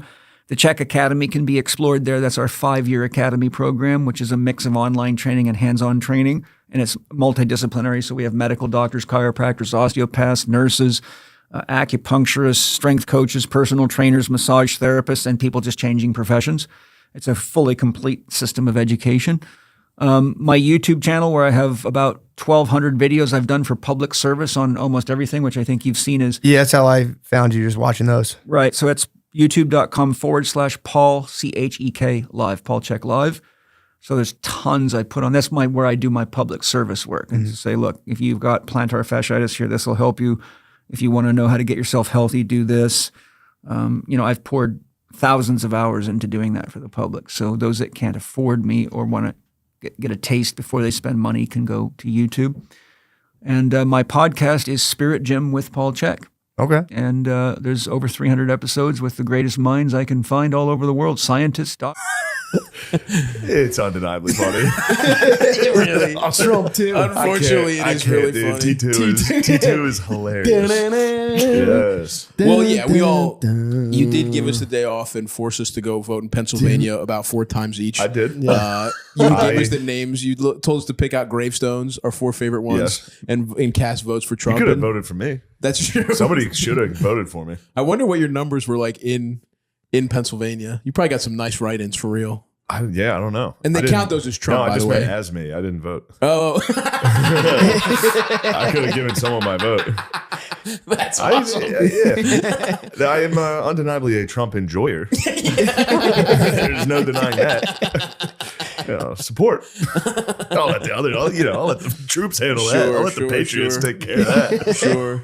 You got stolen valor. You got Trump I stolen have the valor. most Dude. stolen valor on that. Someone sees you in a MAGA hat. They're like, "Where did you serve? Where were you in January Yeah, man, 6th?" I'm in line at fucking Sbarro's in the mall. Did you serve? Where did you vote for Donald Trump? I didn't, but I thought he was funny as fuck. Like, all right, sick. Where's your official Donald Trump commemorative coin? Where's your official Donald Trump silver Actually, might dollar? have those. You bought those? No, I didn't buy them. People give me shit. I definitely have a Donald Trump $1,000 bill that's gold and it has Donald Trump on it. I've got 2 of those. 2 separate people have given me That's one of those. awesome. The and I value's can't- got to be going through the I roof. can't throw them out. I Yeah. can't throw them out. All the fucking like old people that are like, well, it's something to leave my family. Yeah. Trump $1,000 gold. This Trump is going to just appreciate over time. Like, did you guys remember those people that were like, they thought buying Iraqi dinar was going to be like was going to be the next thing? Yeah. That was like a big Fox Once News democracy, scam. once democracy sets in, Yeah, you're right. that currency is going to be worth a lot. Oh shit, ISIS! Fuck, they got Does ISIS. ISIS have a currency? ISIS is dead, dude. I don't know if you remember. T1 got rid of them. Oh, is But that so? they're still floating around, don't they? Like a I don't think they're even floating shadow. around. Yeah, there's got to be one I guy think there's like 4 with a of them. layer. Still, Yeah, he's probably hanging around. He's Yeah. probably got all the currency now. he's probably got he's petting a cat, and Where's their like Hatching planes. stronghold? Are they really done? I mean, they jump around. They went to Africa for a little bit, didn't they? Yeah, I mean, isn't that just Boko Haram or whatever? Yeah, that's their ISIS adjacent. That's how it always works. They always Yeah. have branches like that. Wasn't ISIS Al Qaeda? And Al Yeah, Qaeda was like, sure. "You guys are nuts." Yeah, yeah. Oh, damn. Chill. Is that what happened? I believe. Yeah. That's awesome for Al think- Qaeda to be yeah. like, Al guys, Qaeda got Trump. come on. They had a Yeah. Trump situation on their hands. They thought they were crazy, and then a new guy came. Yeah. Is that you want to see crazy? We're about to pick a fight with America. We don't have anything. Do Yeah. you think there's any ISIS guys that are into the Joker? Do you think there was a guy who came in Joker Definitely. makeup Definitely. and was like, They still love movies and culture. yeah, true. You know what I mean? That Like, would be wasn't it good. like what did Bin Laden had? Like, what was his shit? Yeah, He had a movie. He had a his hilarious. I favorite think he movie. had "Dude, Where's My Car" in his collection. He had stuff that was For real, like, I'm not even like, joking. he had I think movies. that was one of the movies he had it on Yeah. DVD. It's like Kim Jong Un being like Kevin the Costner. subtitles. Yeah. Was You it have Kim? just a translator stand next to it. I swear Kim Jong Un was Kevin Costner. He was a like, big Kevin obsessed Costner with fan? Ke- He was like, this guy's incredible.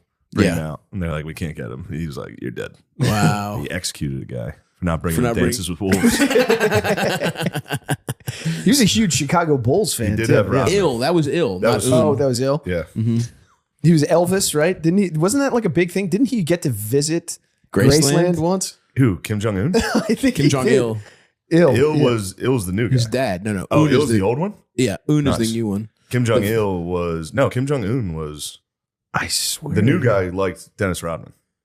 I think love of the Bulls is like a family trait. Oh, okay. 'Cause the That was dad was from really the in- emperor, Yes, the yes, son. yes. The Yeah, guy's yeah, born yeah. from the sun. Yeah. Yeah. I love a fat as shit emperor too, man. His Fuck yeah. fits. I honestly want to dress like him. He was ahead of the curve with like the flowy outfits and shit. Yeah. He's like wide leg trousers.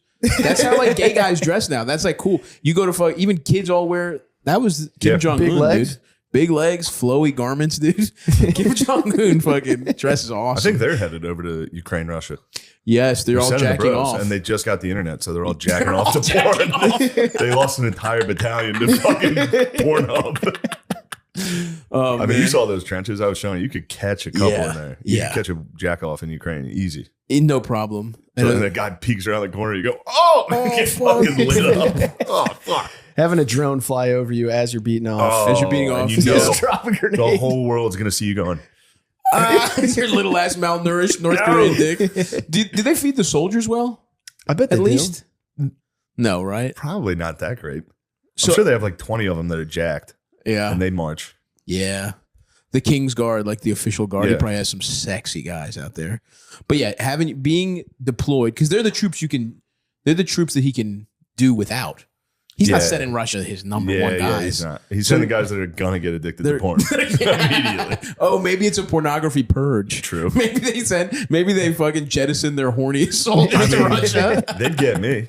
Yeah, oh You'd yeah. be basically a 7th grader all over again. True, dude. You'd get there and be like, holy fuck, dude. Yeah. We've been able to jack off. You can watch it. You can see sex. I mean, remember just jacking off to bitch. bang bust like 30-second trailers on Yes. dial up. Yeah. These Yeah. guys get on a phone broadband first time. Fucking Starlink. Elon Musk is giving them the fucking satellites. All right. Russia's got to call and be like, turn it off. Turn it off. Yeah. No, it's shorting Starlink. It's like, these guys jacking off for the first time. Yo, I've seen Starlink twice in the sky, and it's Crazy. terrifying. Wait, People what get is- scared of it. What is it's Just a little a row It's a backpack row Wi-Fi. of like a ton of satellites in a straight line going across the sky. Damn. And I've heard people like screaming when they saw it. It looks like a UFO. Oh, it's like the fuck. scariest thing I've ever seen. Damn.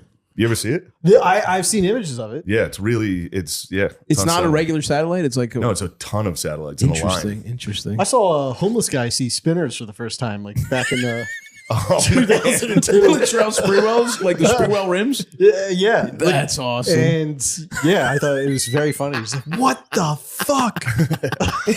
That's got to feel so bad to be homeless and a guy just has like show off rims, just Yeah. like 2 pairs of rims on his car that you would kill to live in. You would kill to live inside that Lincoln, and this motherfucker just has extra You'd rims. sell that Lincoln immediately for Yeah. some drugs. Yeah, Let's yeah, not yeah, act yeah. like these guys are just like, oh, I wish I had a Well, home. he'd like to sleep inside. He'd These like are to rap- jack off and sleep He in would it. He'd be sleep a creative. inside for He'd 2 be- days, right? Get Yeah. warm, and then be like, I could go for some pussy right now. Sell these spinners right Yeah, now. the spinners would go first. Oh, immediately. Yeah, the spinners would go He'd be first. high as shit in the back of that car. That's a good night. The night you still have the car and you're getting pussy off the Yeah. spinner's money, and maybe you take the radio out too, but you have shelter to get pussy inside of and a couple Wendy's. I don't think those guys need shelter to get pussy. I guess I that's think true. they're No, but outdoorsmen. that's what they're gonna go find their best girl. and But it bring her must in feel there. nice to fuck inside for a change. Do you think Yeah. those boys are getting a lot of pussy? I don't No, think they're getting any ever. but that's what I'm saying. They're I not don't getting think it's pussy. on call. No, of course not. What I'm saying Actually, is, yeah, I guess it is because No, they're all yeah. drug addict ladies. Yeah, and you All it once takes you is get $20, shelter, yeah. a roof. Takes a little bit of heroin. Yeah. So You go, what- I got some heroin. exactly. So Yeah, what I'm yeah, saying I is, take it back.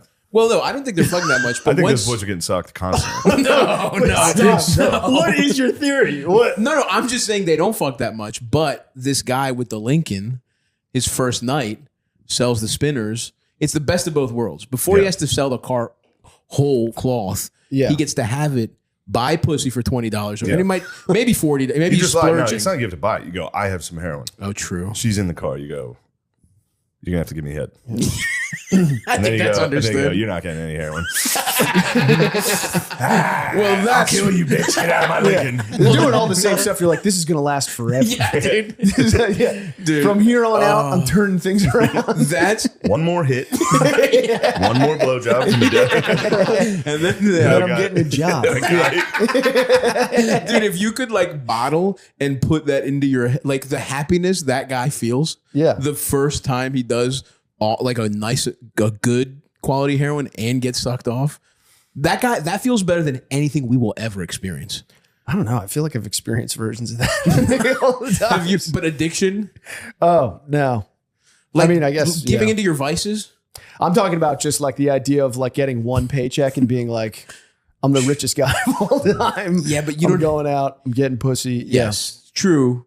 But you don't have the extreme deprivation to like juxtapose it with.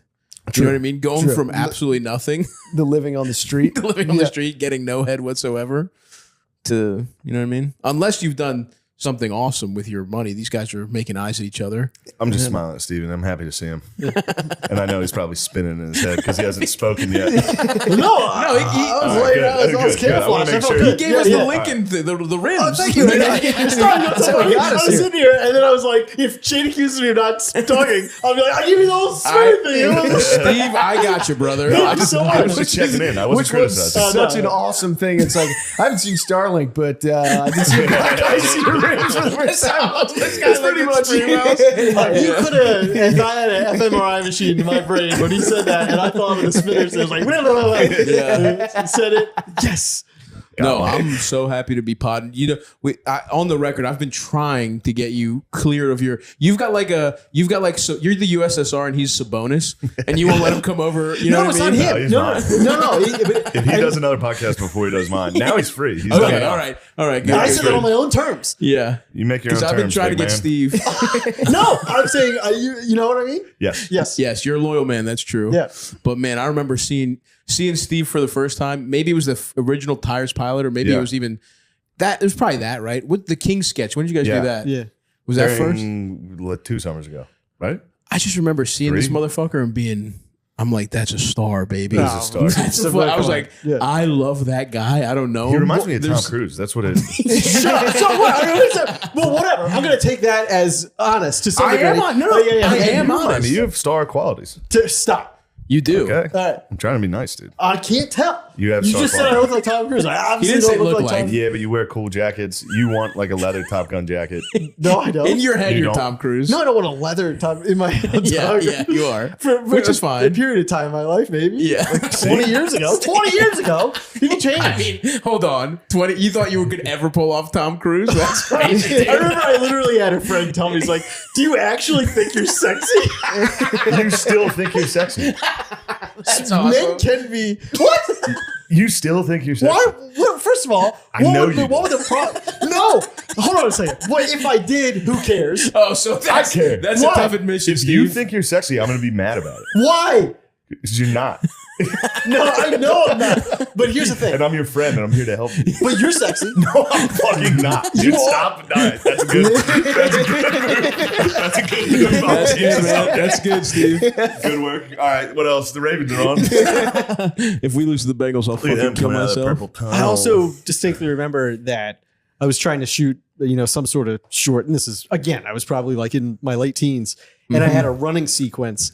And then when I saw myself run, like Chris's joke, it's like, oh my God. Yeah. Like, it looks nothing No, like in your Yeah. head, you're like pumping. really You're hurts. beautiful, dude. I know. I live not. running like I'm an not idiot. even doing this just to plug the movie again, but I didn't realize I wrote this script, but I didn't realize I wrote myself to sprint like 4 times, and I was so fucking fat that it was like the first time I was like, I'm a fucking athlete, and then I wake up the next day, my entire body's fucking sore shit. from one sprint of like full speed, and we had to like turn it up on the. You had to like 2 times the film to make it look fast. I was so fucking fat, and it just looks like whoa, like whoa. It looks like stop's booking it, and it's double the speed. I'm like I going would at go like. see the movie just for that. It's like a Charlie Chaplin. I wrote movie. it is, dude. It's like scurrying around. Yeah. Jumping on a trolley. Yeah, dude, it's so and yeah, you look so fucking stupid trying to run. I don't know, man. I like Steve thinking he's sexy personally. Because even though it's not true, right? Let's put that on the record. It's important Physically. It's important when he Physically fucks for what? him to think he's Yeah, sexy. not sexy That is a physically. zone I wish I could get into, is thinking I'm sexy. Because it doesn't matter. especially while fucking. Yeah. It's for yourself. It's fuel while you fuck. Oh, Because in that moment, I've had a lot of It fucks does, go yeah. wrong. Yeah, of course. Getting in my own head. For sure. Yeah. I've lost I'm like, direction. what happened? I've lost direction. what happened there? I What don't know. am I doing? thought about what we were doing. Yeah. that you allowed me to do I this. got outside of myself for 1 second and I completely collapsed. But you get Yeah. in there and you get in the zone sexually. I could see that. Absolutely. And you go, what? We're having fun. I like to have a little fun. I love that Steve is the most I do sexually. transcript right now. Shane has your house bugged. Shane has your house bugged. Yeah. He puts us on. I've got everything. I know everything. After Tires comes out, I'm going to black him out of all the photos. He's never going to have existed. It also is fun to imagine that is the conversation in Steve's head while he's doing that. It's just you in there with him, and he's going, "What? He did dodge What?" a bullet. Did we talk Yeah, he about it? tried to get me real good. And he What? dodged it. What happened? You know, I was going to probably. I knew his lady was coming to visit. Okay. And I said, "You're going to perform oral sex, aren't you?" And he was like, "Well, you know, I enjoy oral sex." And I was like, "Ew." Shout out to my man, another eater. Yeah, of course. Everybody loves Yo, eating my pussy. head. Hold on, let's. Yeah, dog. That's my boy now. John, keep that, keep that, John. No, it's Gardy. Oh, But I knew. you fucking. I knew Steve was going to be face down, ass up into some pussy that So, night. yes. Listen, like, you know what? I knew he was going to be on his knees eating pussy that night. Dude, do you really? Do you fucking keep your ass in the air? No, I don't keep my You ass in lay the air. You flat. idiot! I can tell him on the side of the bed. Do you lay flat? What? Like, grind your No, dick? no, no, You no, don't no. lay flat, No, grind I your dick in can- bed and go. Oh my Is that what god! you You do? go a little hard? Yeah, I go. Oh my No, god! you lie with down that. flat? To eat pussy? Yeah. Yeah, Yeah, for sure. Oh, really? it depends. How else? Do you do one leg Side of up the bed? or do you both Oh, you legs kneel, straight? you pray to God. Yeah, yeah. I've done that. There's nothing wrong with You that. get on your knees on the side of the bed? Yes. Because then you What if it's a really low you bed? could pop up and Stick it in. Oh. And then then go come back down. Yeah, yeah, yeah. This man's a sex demon, It's a dude. sex demon.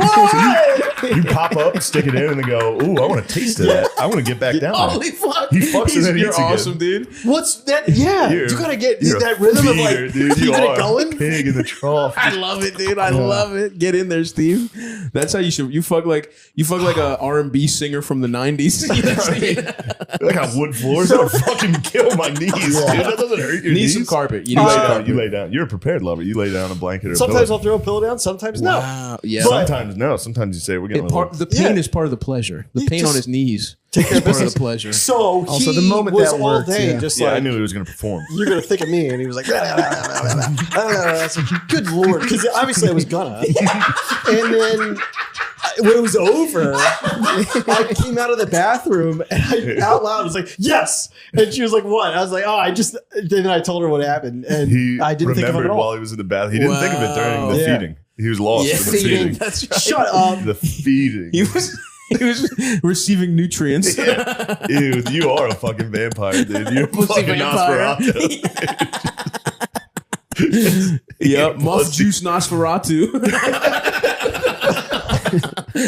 You need nutrients. You need to get your vitamins. your vitamin P.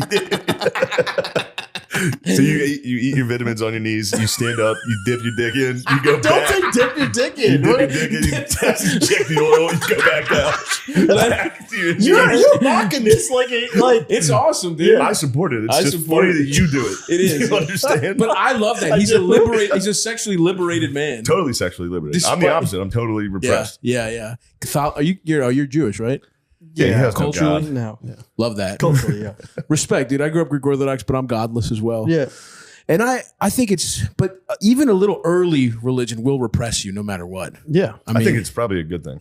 To stay repressed. I think to at least as a kid get a little repression there. I don't know. A little bit. I don't like. I Then don't. you got somewhere to grow. The kids jacking off and being like, "I'm going to hell." Yes. That's a problem. Yeah. But if you're like, "What am I doing to this woman?" right. If I'm like losing myself in eating her pussy every day, Sounds awesome. That's it cool. does. It sounds nice. I wish I could do it, but I'm Yeah, saying no. it's nice to know that there is a line and a limit where I'm not going to stand up, stick my dick in, put the pillow back on the ground, and go back down to munching. That sounds cool, dude. Imagine losing yourself But just the like idea that, that, dude. you had a plan. Yeah, idea that you had a plan. because it's No, he move. envies you, Steve. If she Steve, likes he it. envies you, Steve. I do. He envies you. Take I this envy your dub. ability. Now, do you ever hit a CP and then go, "Ooh, it's feeding time No. again"? Have you considered it? No. Have you ever? Nothing's making wrong. No. Have you ever tasted your own? No. That is next level. I know you've tasted it. You never Oh, licked it come off. on. Eater. Ew, dude, ew. Chicken tenders, but none of his own cum. Just pulling the cum apart. I'll only eat this part. Have you seen me do that? Yeah, everybody's seen you eat. You eat like a fucking praying. You eat like a praying mantis. It's crazy. You're gonna be so mad when my top comes off because You're ripped. I can't. I've been working on my core. Awesome. I don't like the way I said that either. But you said, What? well, I regret saying all No, this. no, No, don't, I'd like to hear no. it. I just You- saw myself today in the mirror. I was changing it. I was like, Shane's gonna be pissed at me when it comes time to. When you wrote yourself in for taking your shirt off. So you Did I write that? So you lifted your abs. I didn't write that. I'm excited for it. What's tell me after. I don't remember what it is now. No spoilers. We got a great season of Tire season 2. Yeah, it's good. It actually is fucking awesome. Yeah. And I love the part where you wrote in you eating pussy and we're showing it. We're showing it Vincent Gallo, Brown Bunny style. You're getting your dick sucked on The screen. whole season is just Steve eating pussy. Like a tight The close up. whole fucking 12 straight hours. Steve. Occasionally he talks to the camera. We wrote dialogue. He'll pop up and go, now that's good. Delicious. Now that's good eating. He has one line a show and you got to guess. It's a fun. It's a thriller. You never know what he's going to say. It's like Fleabag. Looks turn actually down the barrel of the camera. I know nobody likes this. I'm just gonna say very quick. You are so good at stuff. Oh, Yeah, thanks. so Stop good. it. Stop it. We're I truly can't wait for everybody to see it. No, I said dude, that last we're time. fucking. Let's suck our, not to suck our own dicks, but this is everybody's. I'm surprised we're all good actors. Honestly, it doesn't make any sense. Everyone's. What I do like is that it's an ugly ass show, and we're Yeah. all surprisingly good actors. Like, there's Yeah. no sexy motherfuckers. You below the Other than below you. the neckline. That's what's also awesome about Steve is that look, face wise, it's a wild thing you got going on. You're like a young grandpa. You know what I mean? Yes. You've got a This twinkle. is so mean. You've Don't be got a actually twinkle mean. in your eye. Thank you, Shane. No, you got a Yeah, twinkle I in did- your eye. You got big doe eyes. I like that. They're beautiful eyes, but I'm Yeah. saying you have an interesting juxtaposition that then when that's the second time I said that, you got an interesting mix. And then when you take the titties out and you're ripped, that's even better. It's weird, yeah. I think that's good though. You're talking to a guy whose whole thing is dazzle camouflage, confusing women into not understanding what's going on, so that they'll fuck me. You know what I mean? There's so much going on. They're like, well, something's interesting. If God didn't smite you with that arthritis, you'd be Yeah. you'd be a demon. He needed to nerf you. He did. God needed to really nerf did. you because did. you'd be fucking. You'd be a problem. In what way? Think of what you do to pussy. All right. Think of the disastrous things you do. Yeah. You wouldn't be doing this show. No. You wouldn't be. No? No. You definitely wouldn't be. You wouldn't You'd be be in selling comedy. rims to get pussy in Yeah, there. absolutely. Yeah, you'd be doing heroin. You'd have already got. You'd be You're on selling heroin. your spinners. Fucking get a blowjob from a heroin addict. Yeah, you'd honestly just be a successful small businessman that lived for pussy. You know, which nothing wrong. By some metrics, that's sort of what I am as well. I'm a podcaster. I sell, and all I do is try and fuck. But it's awesome, dude. Yeah. I What love were you that. doing before tires? You mean like for work? Yeah. I was working for my brother. What, I still do in what some was capacity. your long term? Did you have a long term? As a paralegal? Yeah. Yeah, that's what I did. I mean, my Oh. brother, Gerben Law Firm, best Yeah. boss I've ever had. Oh, I love him man. so much. Hell yeah, dude. And yeah, I was doing that. And he was, I mean, I worked for him for 16 years. And like I said, still do to some degree, but he was so supportive of any time I would do something. Yeah, He would yeah. give me time off. And then, yeah. You were a paralegal? Yeah. Me too, brother. Oh, nice. Yeah, I'm a fellow Really? legal professional. Yeah. What were you doing? Pre-law? Dude, I didn't even I didn't technically get my degree from UMBC. I left with 2 language credits, and they were Nice. like, oh, you're Is gonna, one of them fucking Greek? dude. I could have taken a test to get out of it, and I was like, so what happened is they let me walk because they were like, oh, you'll get these in the summer, and I was like, sure. And then I walked, and my mom saw me walk, and I was like, that's what I went to fucking college for. Yeah. I don't give a fuck about a diploma. So I didn't have a diploma, and then my friend was like, I work at this law firm, and I was like, all right, I'm just gonna say I have my degree, see what Yeah. happens. Didn't check. Turns out they didn't check because they were completely unethical law firm that was like that like literally like 2 years later one of the partners blew his brains out in the parking lot because he was embezzling and shit. That's kind of funny because you ever see that like there's a comedy sketch where they take the sticker. You know how vans have stickers with their families on? Yeah. And they're like, okay. It's funny to take off like Yeah. Goldstein, Schmidt, and Yeah. Take out Schneider. Goldstein. Oh, yeah. Schneider's out. And it was a fucking foreclosure law firm. And I didn't know that. And when I got there, I was like, well, I'm not helping these assholes take people's homes. So I just was like, I'm just not going to work and see how long it takes them to fire me.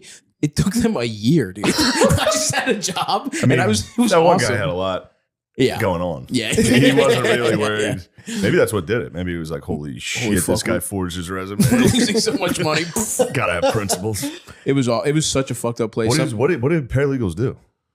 I What was do you guys supposed to even set, do? I was supposed to set hearing dates. That was my whole thing. I was essentially a very specific secretary. What did you do, Gervin? So as a trademark law firm, so like I would do the trademark searches and then fill out the report, then you give it to the attorneys, and then and then they get all the fucking credit. You were doing all the grunt work. Yeah, that's, dude. I think that's what paralegals do. Yeah, like all the grunt work. Mm-hmm. Did you ever think of becoming a lawyer? Yeah, like very briefly, but I was so bad. So, like Your my goal was GPA to remain a paralegal. No, it was to try and Eventually get a law degree. No, it was He's a to star, try and dude. do something in the entertainment business. Oh, okay. Yeah.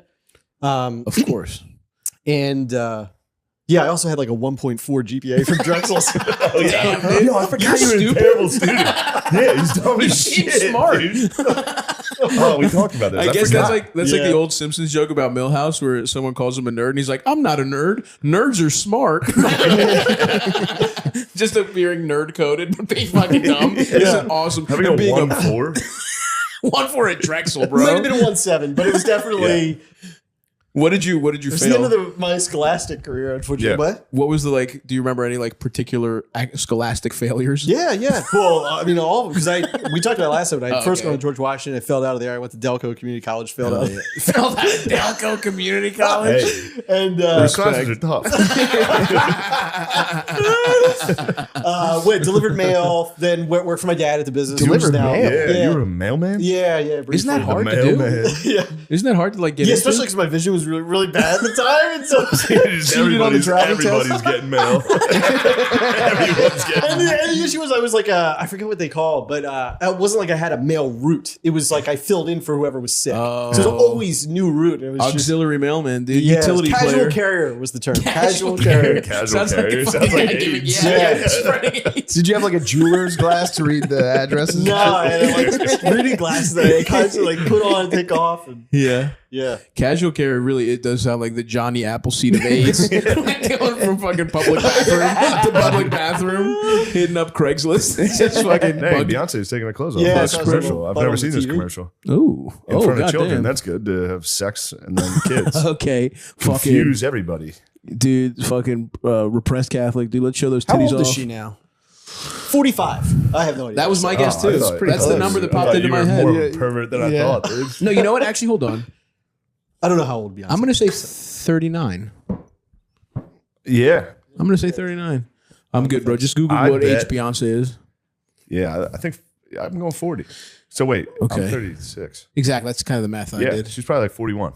Okay. Oh, I'm 41. Yeah. I definitely remember the. No, I'm not a repressed Catholic. So the commercial was the hottest woman in the world taking her clothes off, and it's like, oh, I'm getting hard a little, and then they cut the two kids. Nothing. And you go, okay. well, okay. Oh, I thought you meant kids shouldn't be able to watch it. No, kids are in it. Oh. There are two children sitting in there, and I'm starting to get hard.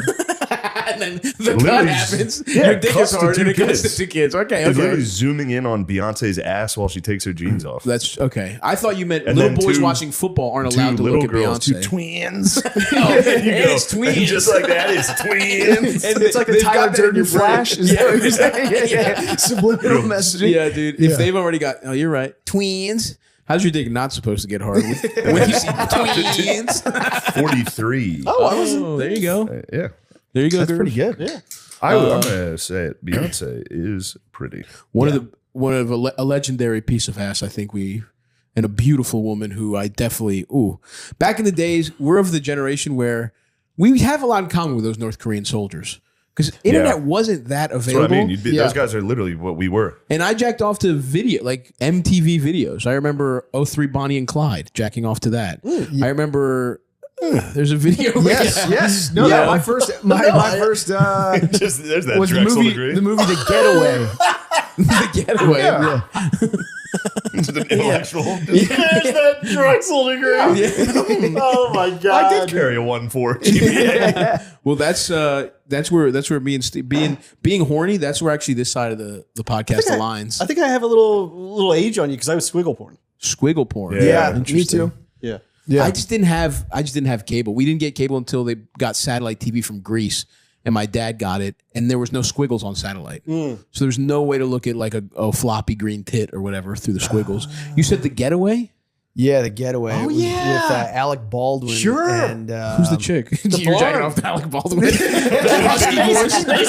Kim Basinger. Oh, Yeah. is that where they met? And there was the other girl. Yeah, the scene that I was jerking off to is like wildly fucked up. But, shit. Yeah, I Did you think show me this? Is this where they get kidnapped? yeah. Alec, the guy is taped to the Yes. toilet, It screaming was while cock. Alec Baldwin like fucks his girlfriend. Oh my god! And I was just like, middle school, like not knowing really, like not fully grasping what the fuck was going on. Just seeing but tits oh yeah, and being like, all right, I can yeah. block this out. My mom just kept coming home being like, "Is rewatching The Getaway?" I go, Now, did that fuck you up? Do you do it? Are you into any "Yeah, cuck do it. stuff? I don't know. It's in there somewhere." Yeah. Oh yeah, you showed me this, dude. This fucked me up. yeah. It's like It's really, really bad. like The guy, it's really his girlfriend, who he got kidnapped, Oh and no! they both got kidnapped, I guess. Yeah. Right? And the guy's tied to a chair and hops down the hall, and he's like, "No!"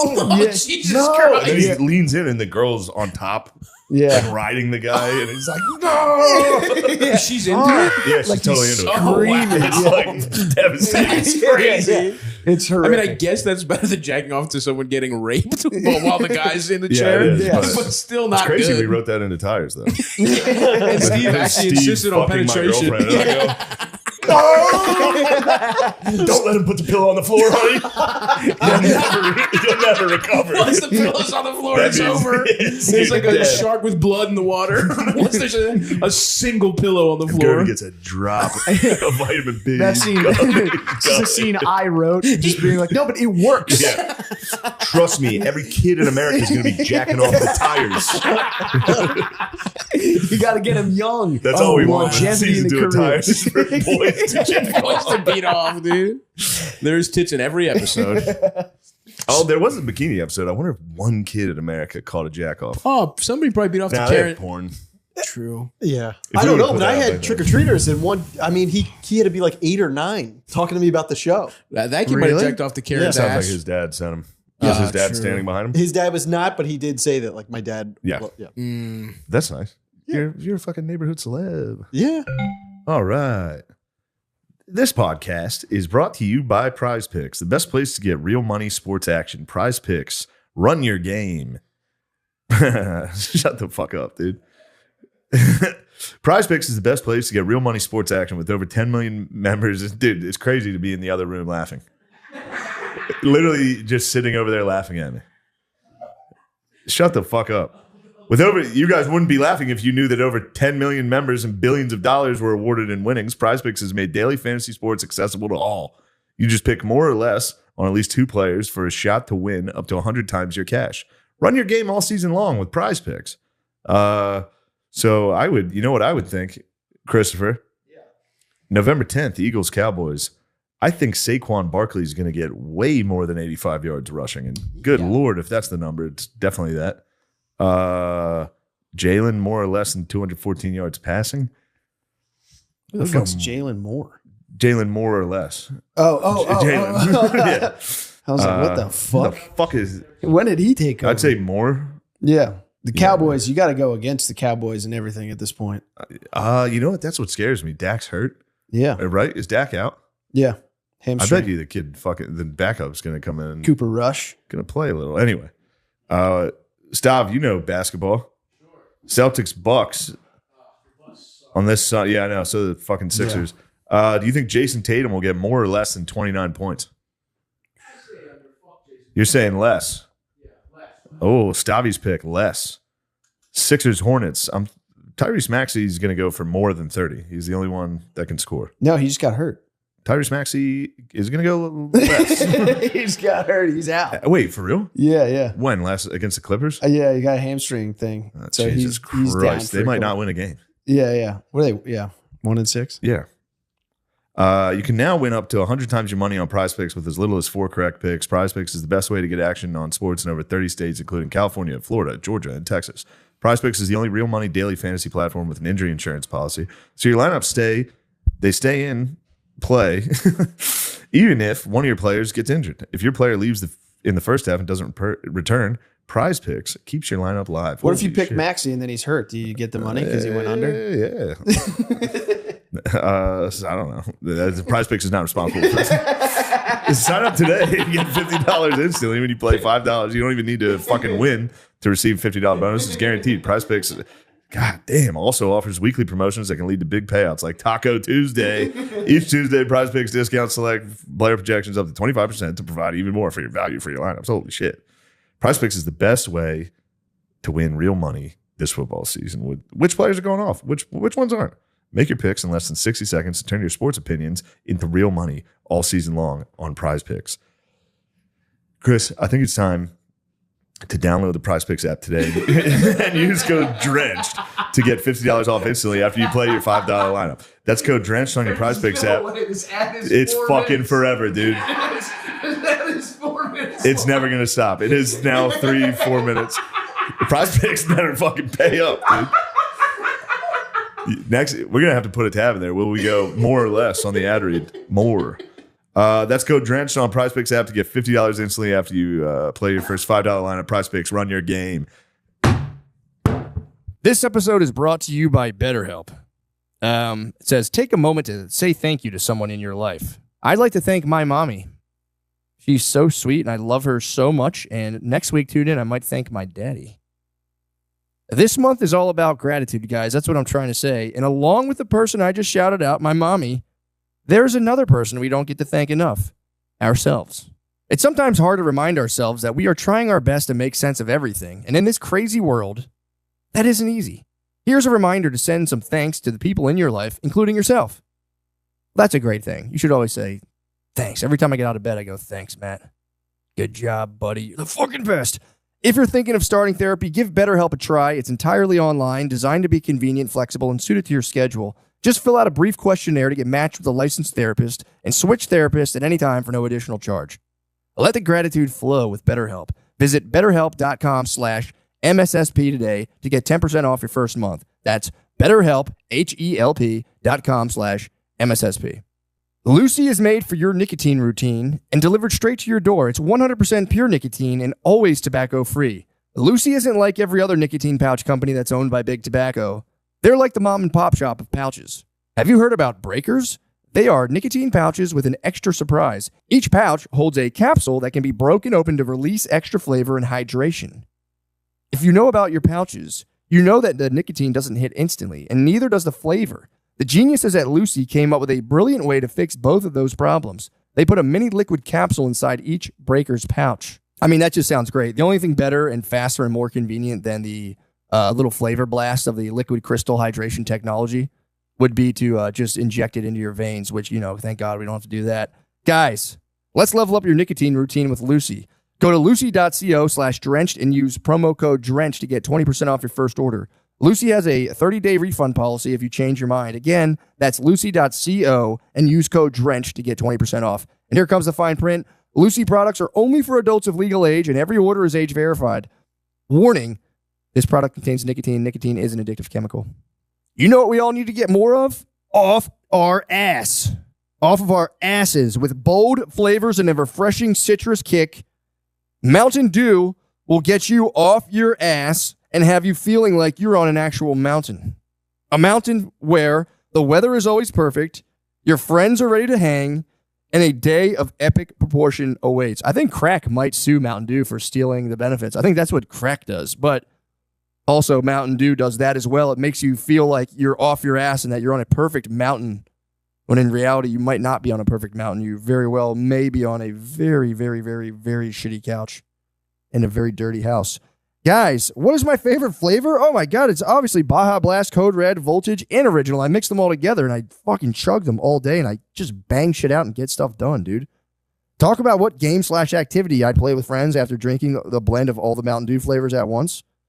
I mean, obviously before we did a lot of wrestling. Last time, like me and all my bros got together and just chugged some Mountain Dew and just kind of like, we had one of those like dinners, where a lot of people come together and just like-minded people talk about like-minded conversation. We had like steaks, obviously, and some fucking, we had some salad and the rule was that like nobody could be negative. We all just got to like share how we were feeling and we all just like lifted each other up.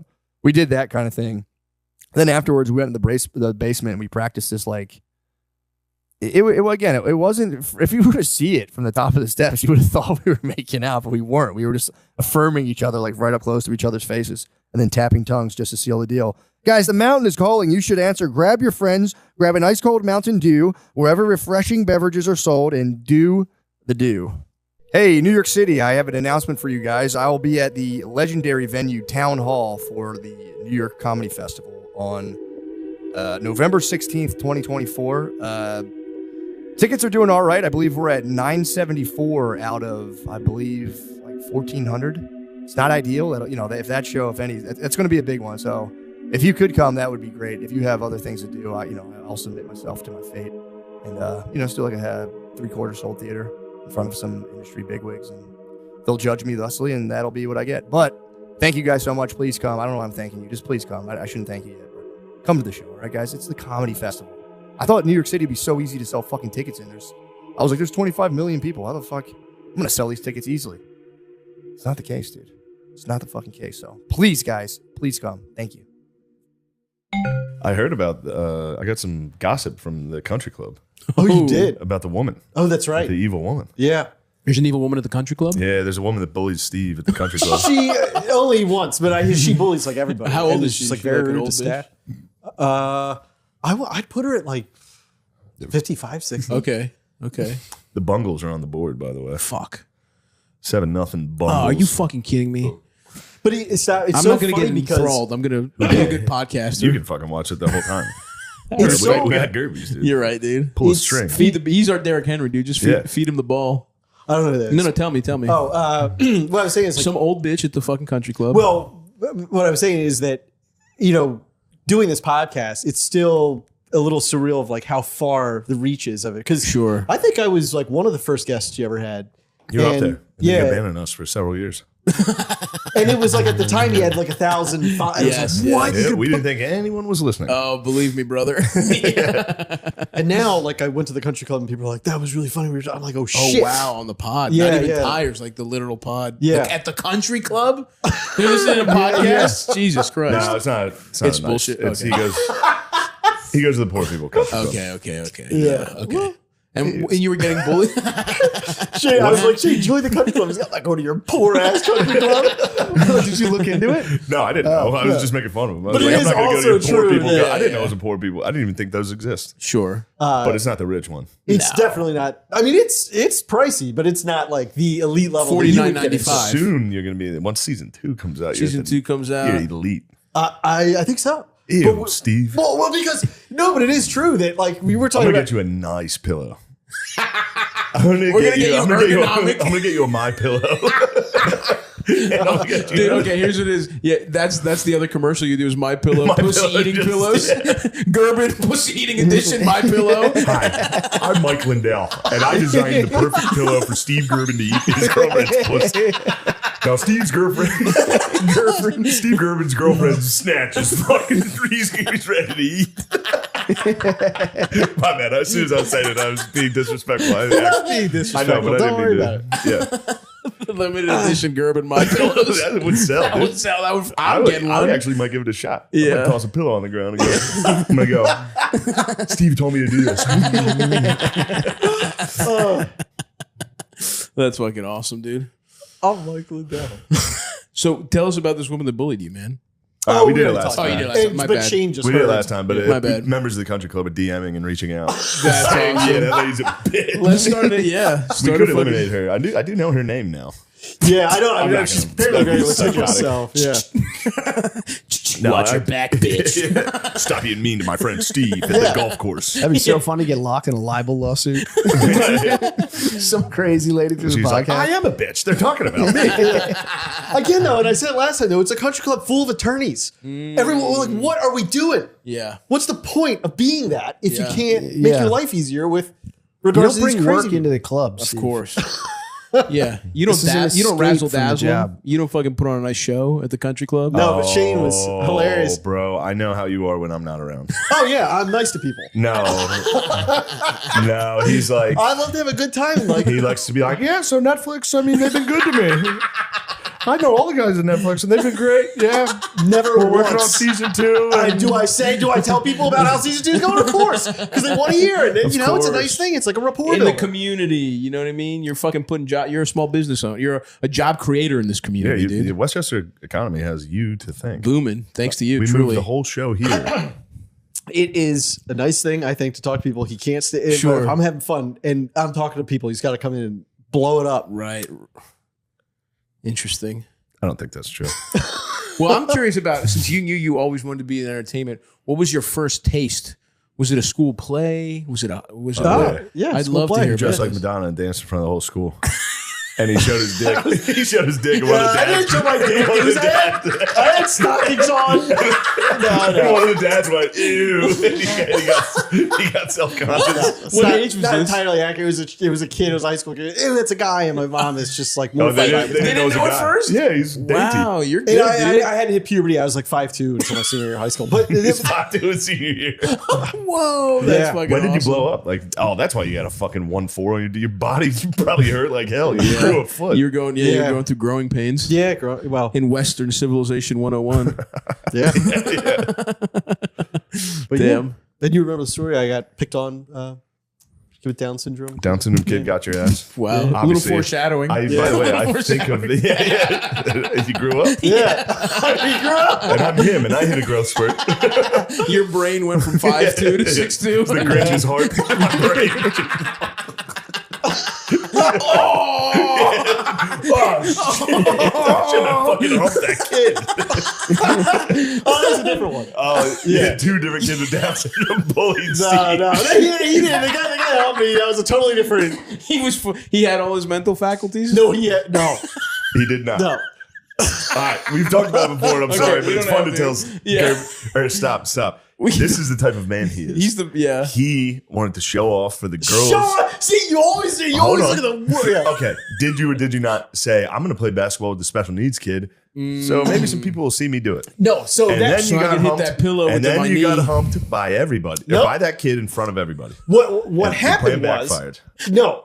He's right in the smallest degree. Is like when we started playing. Yes, that was. I noticed girls looking at me. Yes, but that there's this middle school. My cousin had started And a you're program. probably 4'11" at the time. Yeah, You're a where little you guy. spend Right. his activity period and Right lunch. for the Down You syndrome, know, bro. playing around with the special needs kids. So I did that in my school. I won an award, the presidential or whatever Fitness award? citizenship award. Citizenship Okay. award. I took a picture of it because I found the plaque recently. In case you don't believe me. Anyway, I believe you. so Oh, no way you won the Citizen Award.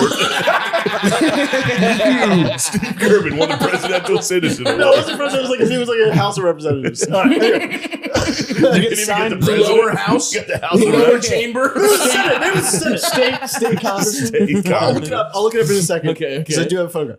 So that was a different scenario. So then I was playing basketball, and there was one, student who he was very heavily afflicted.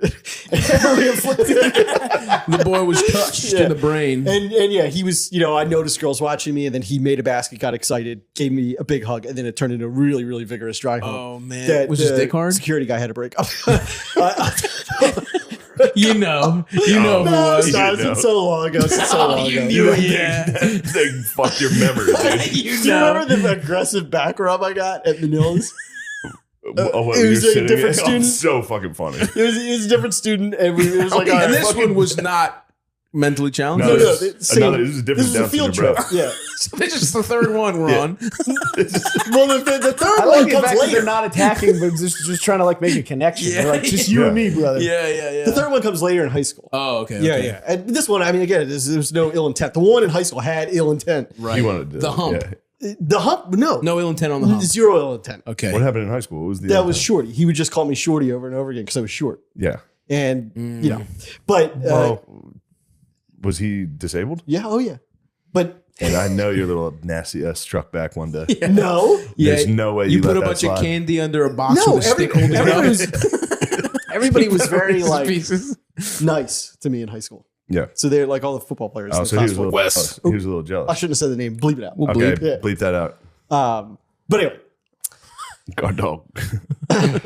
so the one in Manila, so I just got a back rub that just got way too intense, and that had to get broken up too.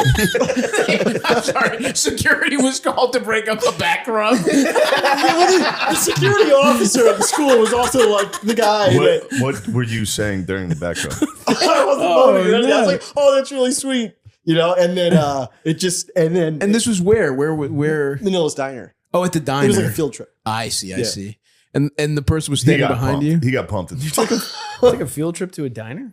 With special needs kids. Oh. Were you chaperoning? No, that was middle school. You're part of the gang. Yeah. No, you know what I mean. It's just a Shutter Island. Have you been special needs this whole time? Is that why people love tires? I mean, is this level of the spectrum? Yeah, It's like, it is, bro. what? That's beautiful. It is. Damn. So the Madonna dance, was there any dramatic though? Did you ever act in a play or anything like Yeah. that? And that was, you caught the bug there? Yeah. You knew you had it. Well, I know I enjoyed it. You enjoyed being a showman. Yeah. You And- did too. and then- Don't act like you don't. I never did anything like that.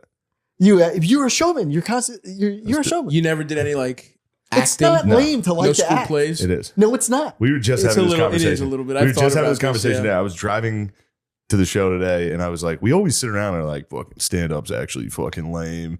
It's so much better It's than acting. much better. So Acting is lame. No, it's too not. much waiting around. I agree. Both are good. I like both of them. I wouldn't trade it for anything. But I'm saying the way comedians, especially podcast comedians, love to be like, fucking stand-up's so stupid. Yeah. I only do it for money. Yeah. Meanwhile, it's the best job in the world. It's incredible. I had a art form. total And then- turnaround. Yeah, I love it. Yeah.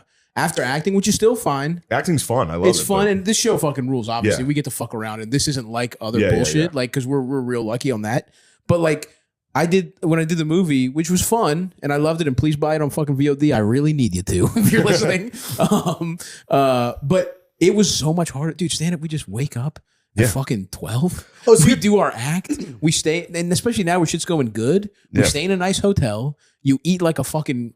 I'll spend like $40 on breakfast, just like I'll get steak and eggs. Not like for a- long now that we have T2. Oh, yeah. Price of groceries. You think prices are going It's down? yeah. That's my I mean, index. there's no way they go up. Who I mean, there fucking is, of knows? course, there is a we way, could become but- Argentina. Well, I guess we gonna see. Yeah.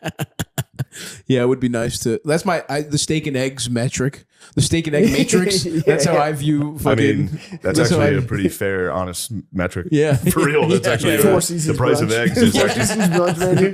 price of eggs is kind of a It's decent metric. insane. Yeah, it's gotten fucking insane. No, but I liked it. It was fun.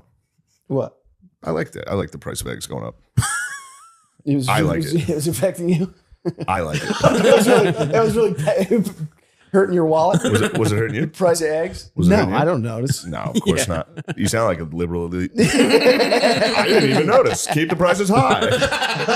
That's never backfired throughout history. Fuck. The mob's angry about the price of eggs. Yeah. Let them eat cake, Chris. Let them eat Chris cake. was throwing eggs at homeless people on the way over here. Yeah, that's me. Get a job, you sack of shit.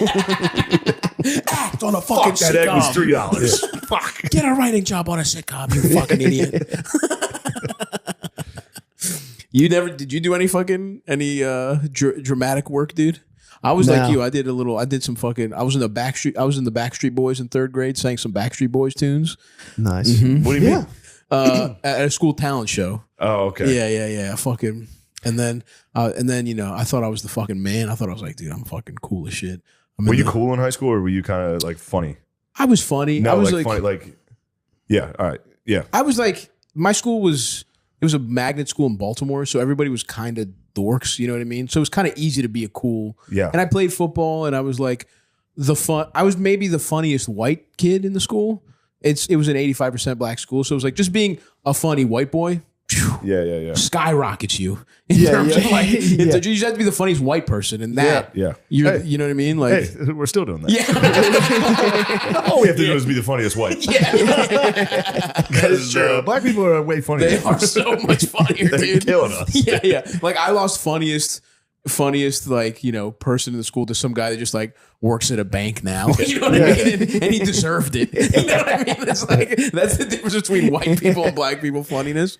But yeah, and then I was in plays, but then in 6th grade I was like, acting's gay. I'm a fucking jock, and I tried to be a fucking athlete, and I played football. I played soccer and football, and then I wrestled but then obviously I should have stuck. Clearly, I should have stuck with fucking acting. Yeah, you're never gonna be a soccer star. I was fat as shit. It was just I scored a couple goals. It was one of those like funny, like, hey, the fat kids. I did that, Yeah. and then I just kept getting fatter. So 9th grade, I'm like the fat kid who scored a couple goals. And then 10th grade, they're like, you're much fatter. Like you were barely able to play soccer last year. You know how fat you have to be as a 9th grader? I was yeah. Like even as a child to be like, you're not going to be able to move. Dude, I was, yeah. Even with your child body. Your body that can spring back from anything. The amount of McDonald's you're fucking saddling it with. But yeah, dude. And then so that was and then I played football because the JV soccer coach gave a kid pornography. And they kind of ruined the season. And they dissolved our team and they let us play football. Yeah. Not even in a I'm trying to So fuck the good way. news is you can matriculate onto the football team. We got good. Can you keep a secret? And so you get eligibility. And you still might get a JV letter. Fellas, they got us. You're going to have to join the black football team. I know you're trying to play the one sport they weren't playing. The 2-a-days are in a week. It's going to blow. Fuck, dude. Yeah, it's pretty great. But it But was. you had a bit of you were a showman. Oh, I was definitely a showman. dude. Chris, Definitely a showman. please tell me you tried acting. I never tried acting. I did. I was a stagehand in high school for a play that my girlfriend was in at church. At church? Yeah, What was yeah. the play? Joseph think from the yes, it's yes, always yeah, that. yeah. Technicolor Dreamcoat. It's Yeah, always Bye Bye that. Birdie. It's one Yeah. of those every time. And I remember I showed the first night of the play. That it was actually showing. I was just working, there for like weeks, and then I did a ton of mushrooms.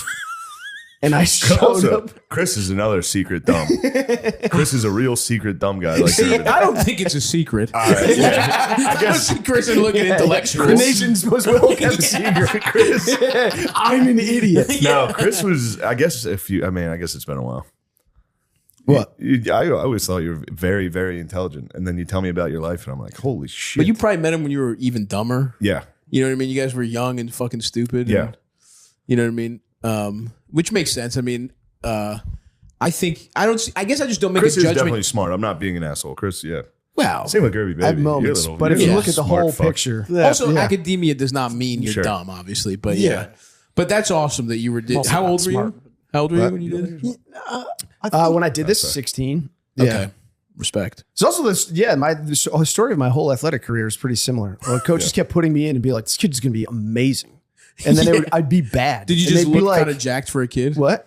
Did you look? Were you like No, a- I just was good. I just played bad. Interesting. I just and they would the amount I drove coaches nuts. They would just be like, how do I get through to this kid? What is going on? Hey, that problem sure has persisted.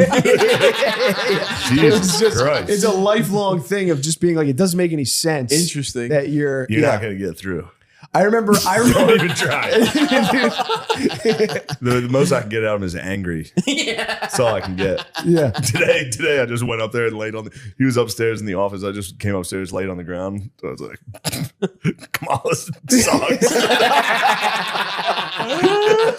Got a nice 20-minute flight. I wasn't even looking at him. I was staring at the ceiling. I was like, "You think Ukraine's gonna be like Afghanistan was?" I don't think, dude. I think the withdrawal from Afghanistan was a disaster. Yeah. Fucking guys were hanging off the plane. Fucking, that was nuts. How did they fucking, you gotta get a fence up, dude.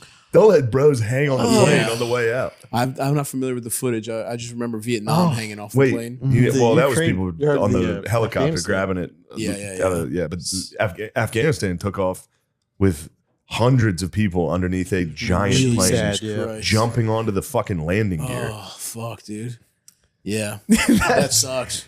That is a tough moment to be like, I hope not this good. works. I don't know how landing gear folds in, but I hope I'm in the right spot. Yeah, be like, well, I have better odds of doing this Yeah. than sticking around. I've seen a lot of these planes never on the ground. They gotta get up there somehow. That's another guy that thinks he's Tom Cruise, dude. That's True. Tom He Cruise did doing his think he own was Mission stunts. Impossible.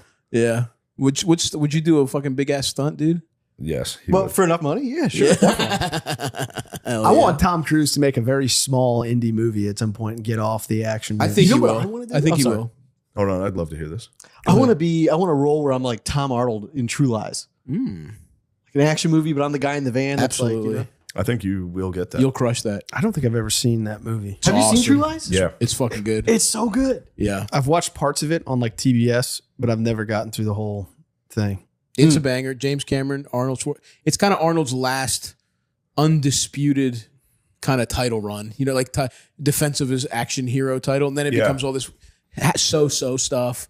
But that one is like, it's good. It's crazy. It's got like crazy set Tia pieces. Carrera. Tia Carrera. You want to talk In her about pieces prime. of ass? Yeah. She had a UPN show that I jacked off. Back to the where we Good jacked for off you. to Nice. as kids. But Is that the lady from Wayne's World? yes. Okay. Oh yeah, brother. What's her name? Tia Carrera. She was a real flash in And the then pan. she had a porn star, Asia Of Carrera. course, Asia Carrera. Knockoff, obviously. Yeah, yeah. I miss that era. It was great, but Asia Carrera was also incredibly beautiful. Yeah, she was. I Yeah, just she call was. porn star incredibly beautiful. Yeah, Yeah, a lot of them are. yeah. Asia Carrera. A lot of them are. that was I one of know, those but early. You sound like a pervert knowing their name and describing them as incredibly beautiful. That's Oh, what I'm man. saying. No, because that was one of the early days. Obviously, the ones where whole you- point is yeah. they're beautiful. That's a man that eats and dips, brother. That is. A man that eats and dips You calls double porn dip. stars incredibly beautiful. You fucking double dip. What does that mean? You know what I mean. I don't know. Sure, I guess I do. But Nothing wrong with a little double dip, bro. sure, right. I think about the double dip. What is Dude, I that? don't do it. One day you'll get there, Shane. Yeah, who knows? Trust yourself enough to double dip. Ba, ba, ba, ba, ba, ba, ba, ba, ba. Oh, yeah. Oh, yeah, double double dip. dip.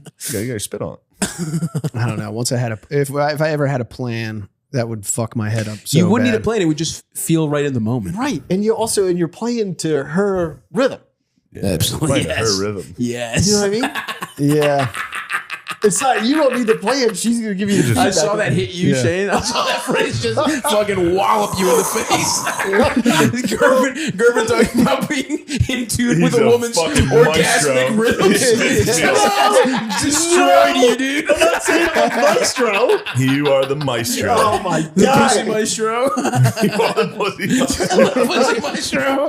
Da, da, da, da. And now I'm gonna stick it back in. Oh, and she enjoyed that. She gyrated. I'm gonna get back down and taste her. I'm gonna Fucking pop back pussy. up. She The loves pussy it. maestro, dude. That's awesome. Fuck, what were we just You talking just about? you do that. Oh. You go, I just had a good day at the links. Hey, honey, I had an 83. Oh, you know what? Break out the pillow. Break out the game, pussy eating pillow. My mood is not dependent on the score. But, Yeah, Do definitely you has have to. a good one, like a special pillow? no. No. Oh, a wedge? Yes. Oh wait, you bought it. Ew, dude, you have a fucking sex pillow for real? Specific pussy eating pillow? Yes. No. Oh, the sex No, a pillow sex to lay wedge. on. Yeah. I know that one. Respect. I mean, obviously respect. obviously, this is all respect, but it's so fucking weird that Nah, you're dude. fucking. This gotta get man's the right liberated. angles. Absolutely. Yeah, I mean, I don't know. I think you probably got a nice piece on you, but with a little ass dick, you gotta know your angles. I don't have a big penis at all. And yeah. Yeah, Yeah. hell yeah, dude. It's It's not good. It's a reasonable penis. No, you're saying it's bad. I don't think I would imagine. I think it's about. You've got a reasonable. Should I Jew- just give a you Jew- sizes? Sure. Some inches. Well, the length I think is fine. It's like 5.5. It's great. And then, but the girth could use. Oh, He's a little juicing. Yeah. Oh, interesting. Got like a bulbous head. Man, it's not even that bulbous. Sure. Well, should I not be saying that? I would never ever. Oh, okay. No. Delete it then. Don't delete it. No, Keep it in it's there. Jordini? I have a Keep very that. similar penis. Yeah, Don't well, worry I about don't- it.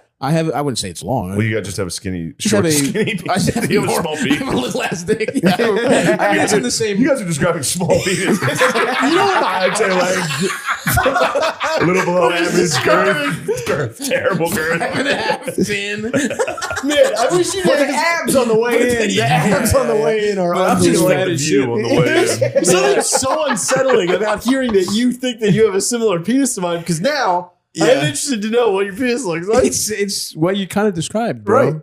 Yeah, I don't have a bulbous head. You got me on the head. Plunger.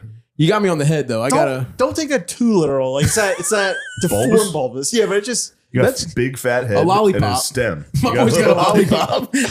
How many licks, brother? 1, 2, 3.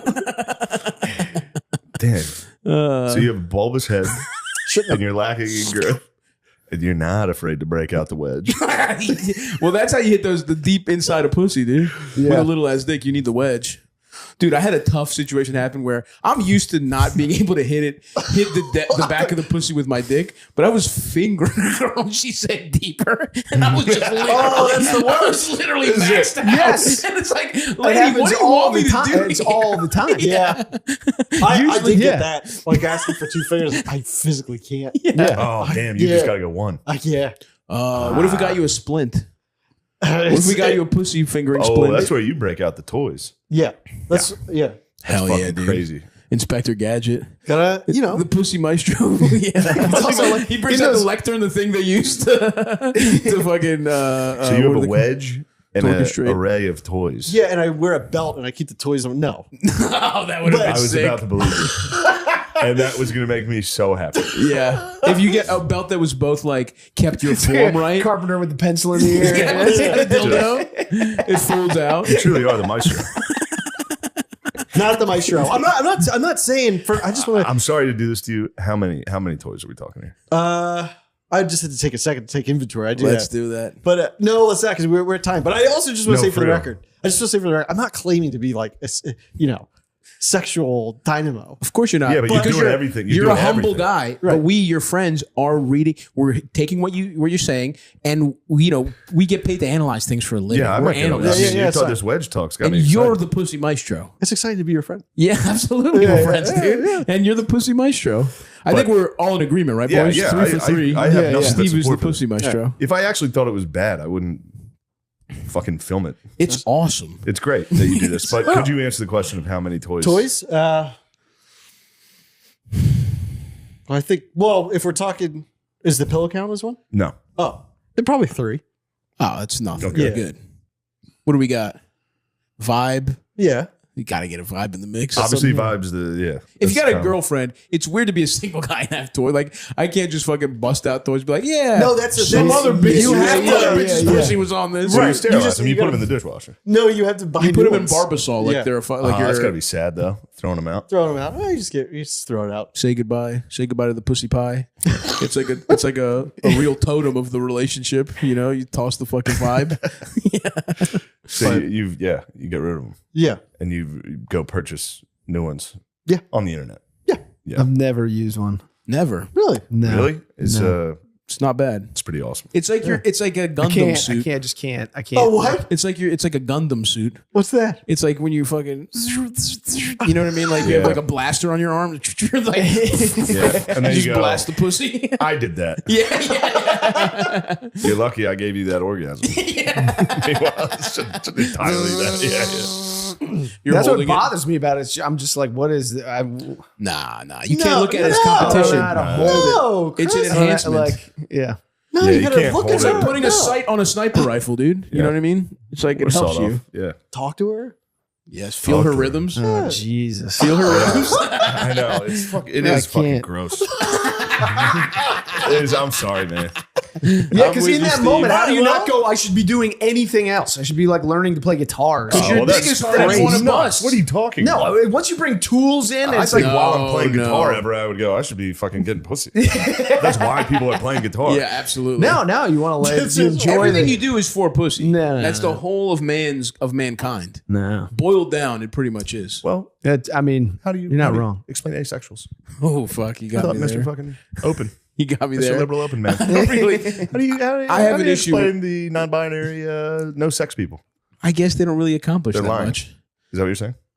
I think they're just probably watching They anime. don't accomplish too much. Yeah, I just think they don't. You know, I think that's fair, honestly. I didn't think you were going to give a real response. A totally correct answer. I think they're not doing shit. they're just hanging out in their bedroom playing fucking Stardew Valley.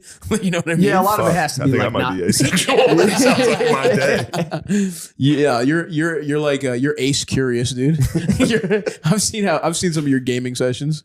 Yeah, it's Just close. fucking It's close gaming. to shutting out the world. Yeah, girlfriend there just kind Girlfriend of hanging needs around. to watch Manchester Yeah. United rebuild.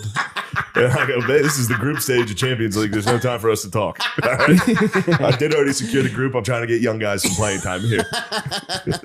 That I do love. That's my favorite thing in the world. Yeah, it's exciting stuff. What, making your girlfriend watch video games? No, just I do love the like building a team. Oh yeah, franchise mode is so good. Dude. It is. and it's scouting and getting the young guys up Yeah. for whatever Yeah. reason. No, you It's really yeah. enjoyable. it feels great. Yeah. It's because it's like we get to relive like how good potential feels. Yeah. It feels you get so to be a much kid better. again. It feels so much Potential. better. Potential's so much better than doing shit.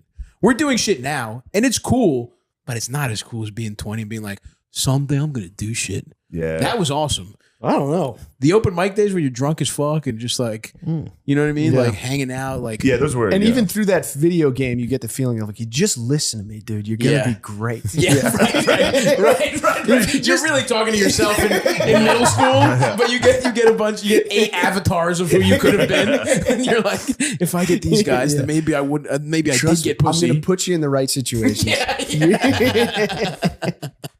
Gary Yeah. babies. How You're you not a feeling? quarterback. I feel, you know, Moving you to wideout this season. Stick with the program. Those who stay will be champions. Trust me. What your brain fills in, you're just pressing 2 buttons, and in your head, you're calling over a youth to sit at your desk and have this conversation. You're going Dude, through if the those games, conversation. if those games added a practice mode, it's all I would do as a coach. Hold the end line. Just drill guys and All fucking. day. God Yeah, damn. yeah, we yeah. literally just need to have families. We just need to have children, dude. Yeah, of course. McKeever hit me with that one. I was in Austin. I was like, I'm drinking. Fucking, this is it. Yeah. He's like, bro, I don't mean this like mean. You gotta have a family, dude. And I was like, yeah, I know. Dude. you're such a good dad. Well, thanks, man. You could, unless he looks like you. Fuck, dude. You're like, That'd be- where'd that wedge come from, honey? If my son might be a Gerby. Nothing wrong with Straight that. Gerby baby. You'd breaking be out the lucky wedge. to have a I've loved Gerby. having a sweet He just Gerby in keeps my taking life. wedge blocks and putting dolls over. it. You know, I love you. Yeah, I love you too. What are you talking about? You said earlier today, you said I didn't like you.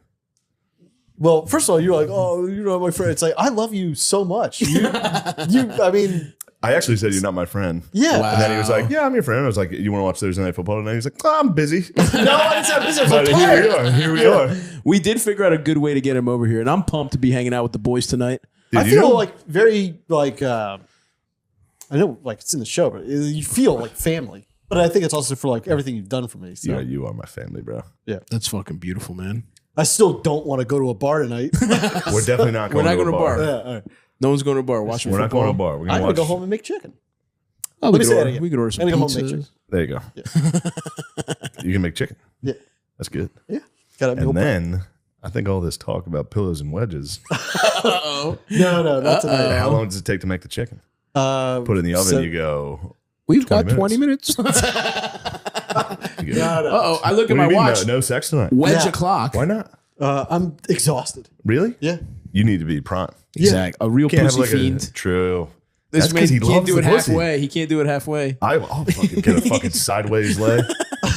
We're gonna just lay still, and then I go. Let's just stay still for a second. Yeah. Then you're like, Actually, I'm not gonna come. I'm why going don't I to bed. just beat off while I feel your tits?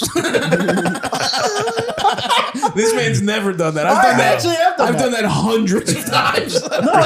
No, dude. Some like Getting hit with a no on that though. That's is- really tough. Have you guys that's- all done? I've never done that once. Yeah. Oh, that's done just it. great stuff.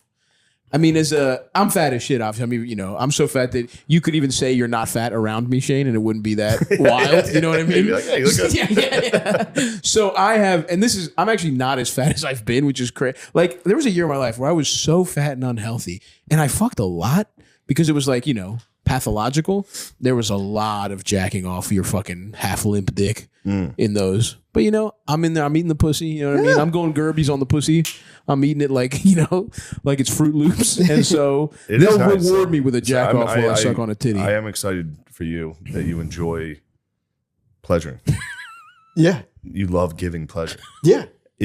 How often does the woman not orgasm when you're down there or working with your tools or using your It really, I mean, obviously it depends on the woman. Yeah, Of course it depends on the woman, but what's your batting average? Well, it also, it's like cycle dependent. Cycle. Oh no! You know the menstrual cycle? That's awesome. Hey, I'm You talking just- to Matt right now. You Matt just knows. You just honestly pushed past me, dude. Oh. We were neck and neck this whole time He's in terms the of freak. horniest guy freaking. That's You've awesome, never dude. heard anything like it.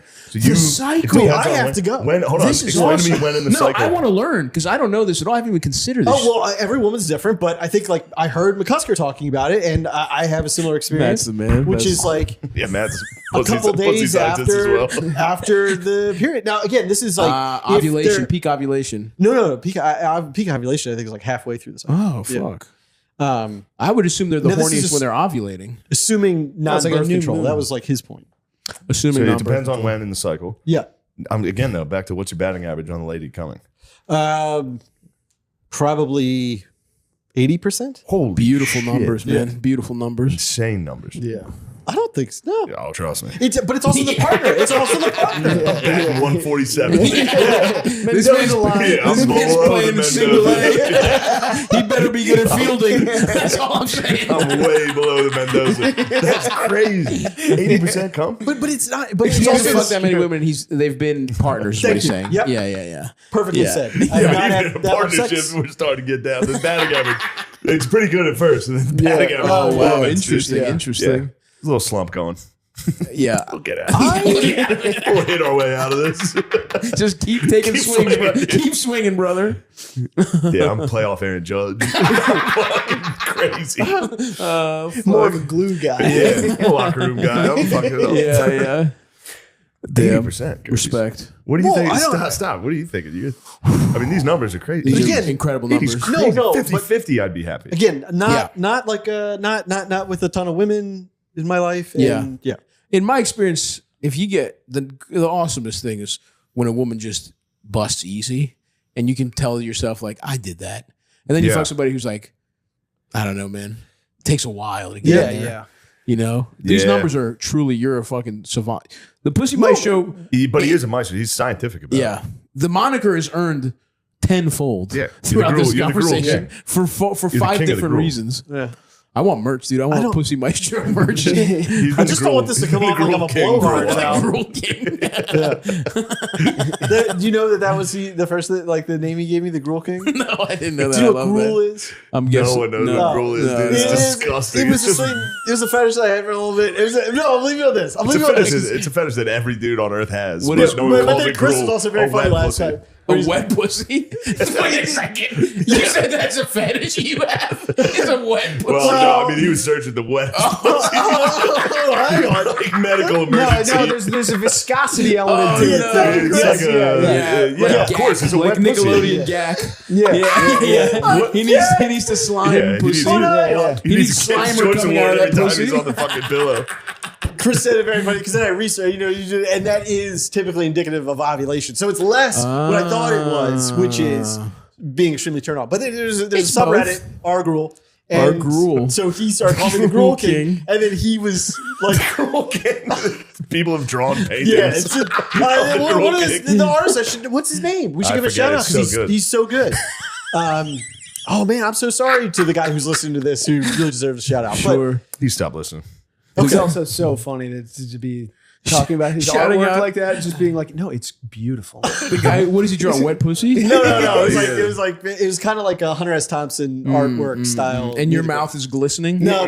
Well, we He's need got that. class. He just put a crown on He's it. just caught in a web of drool. Anyways, The little gruel fly about to die. Happier than anybody You are else. a gruel fly, dude. I mean this with all due respect. Your Venus spirit animal would flytrap. definitely be a fly. Dude.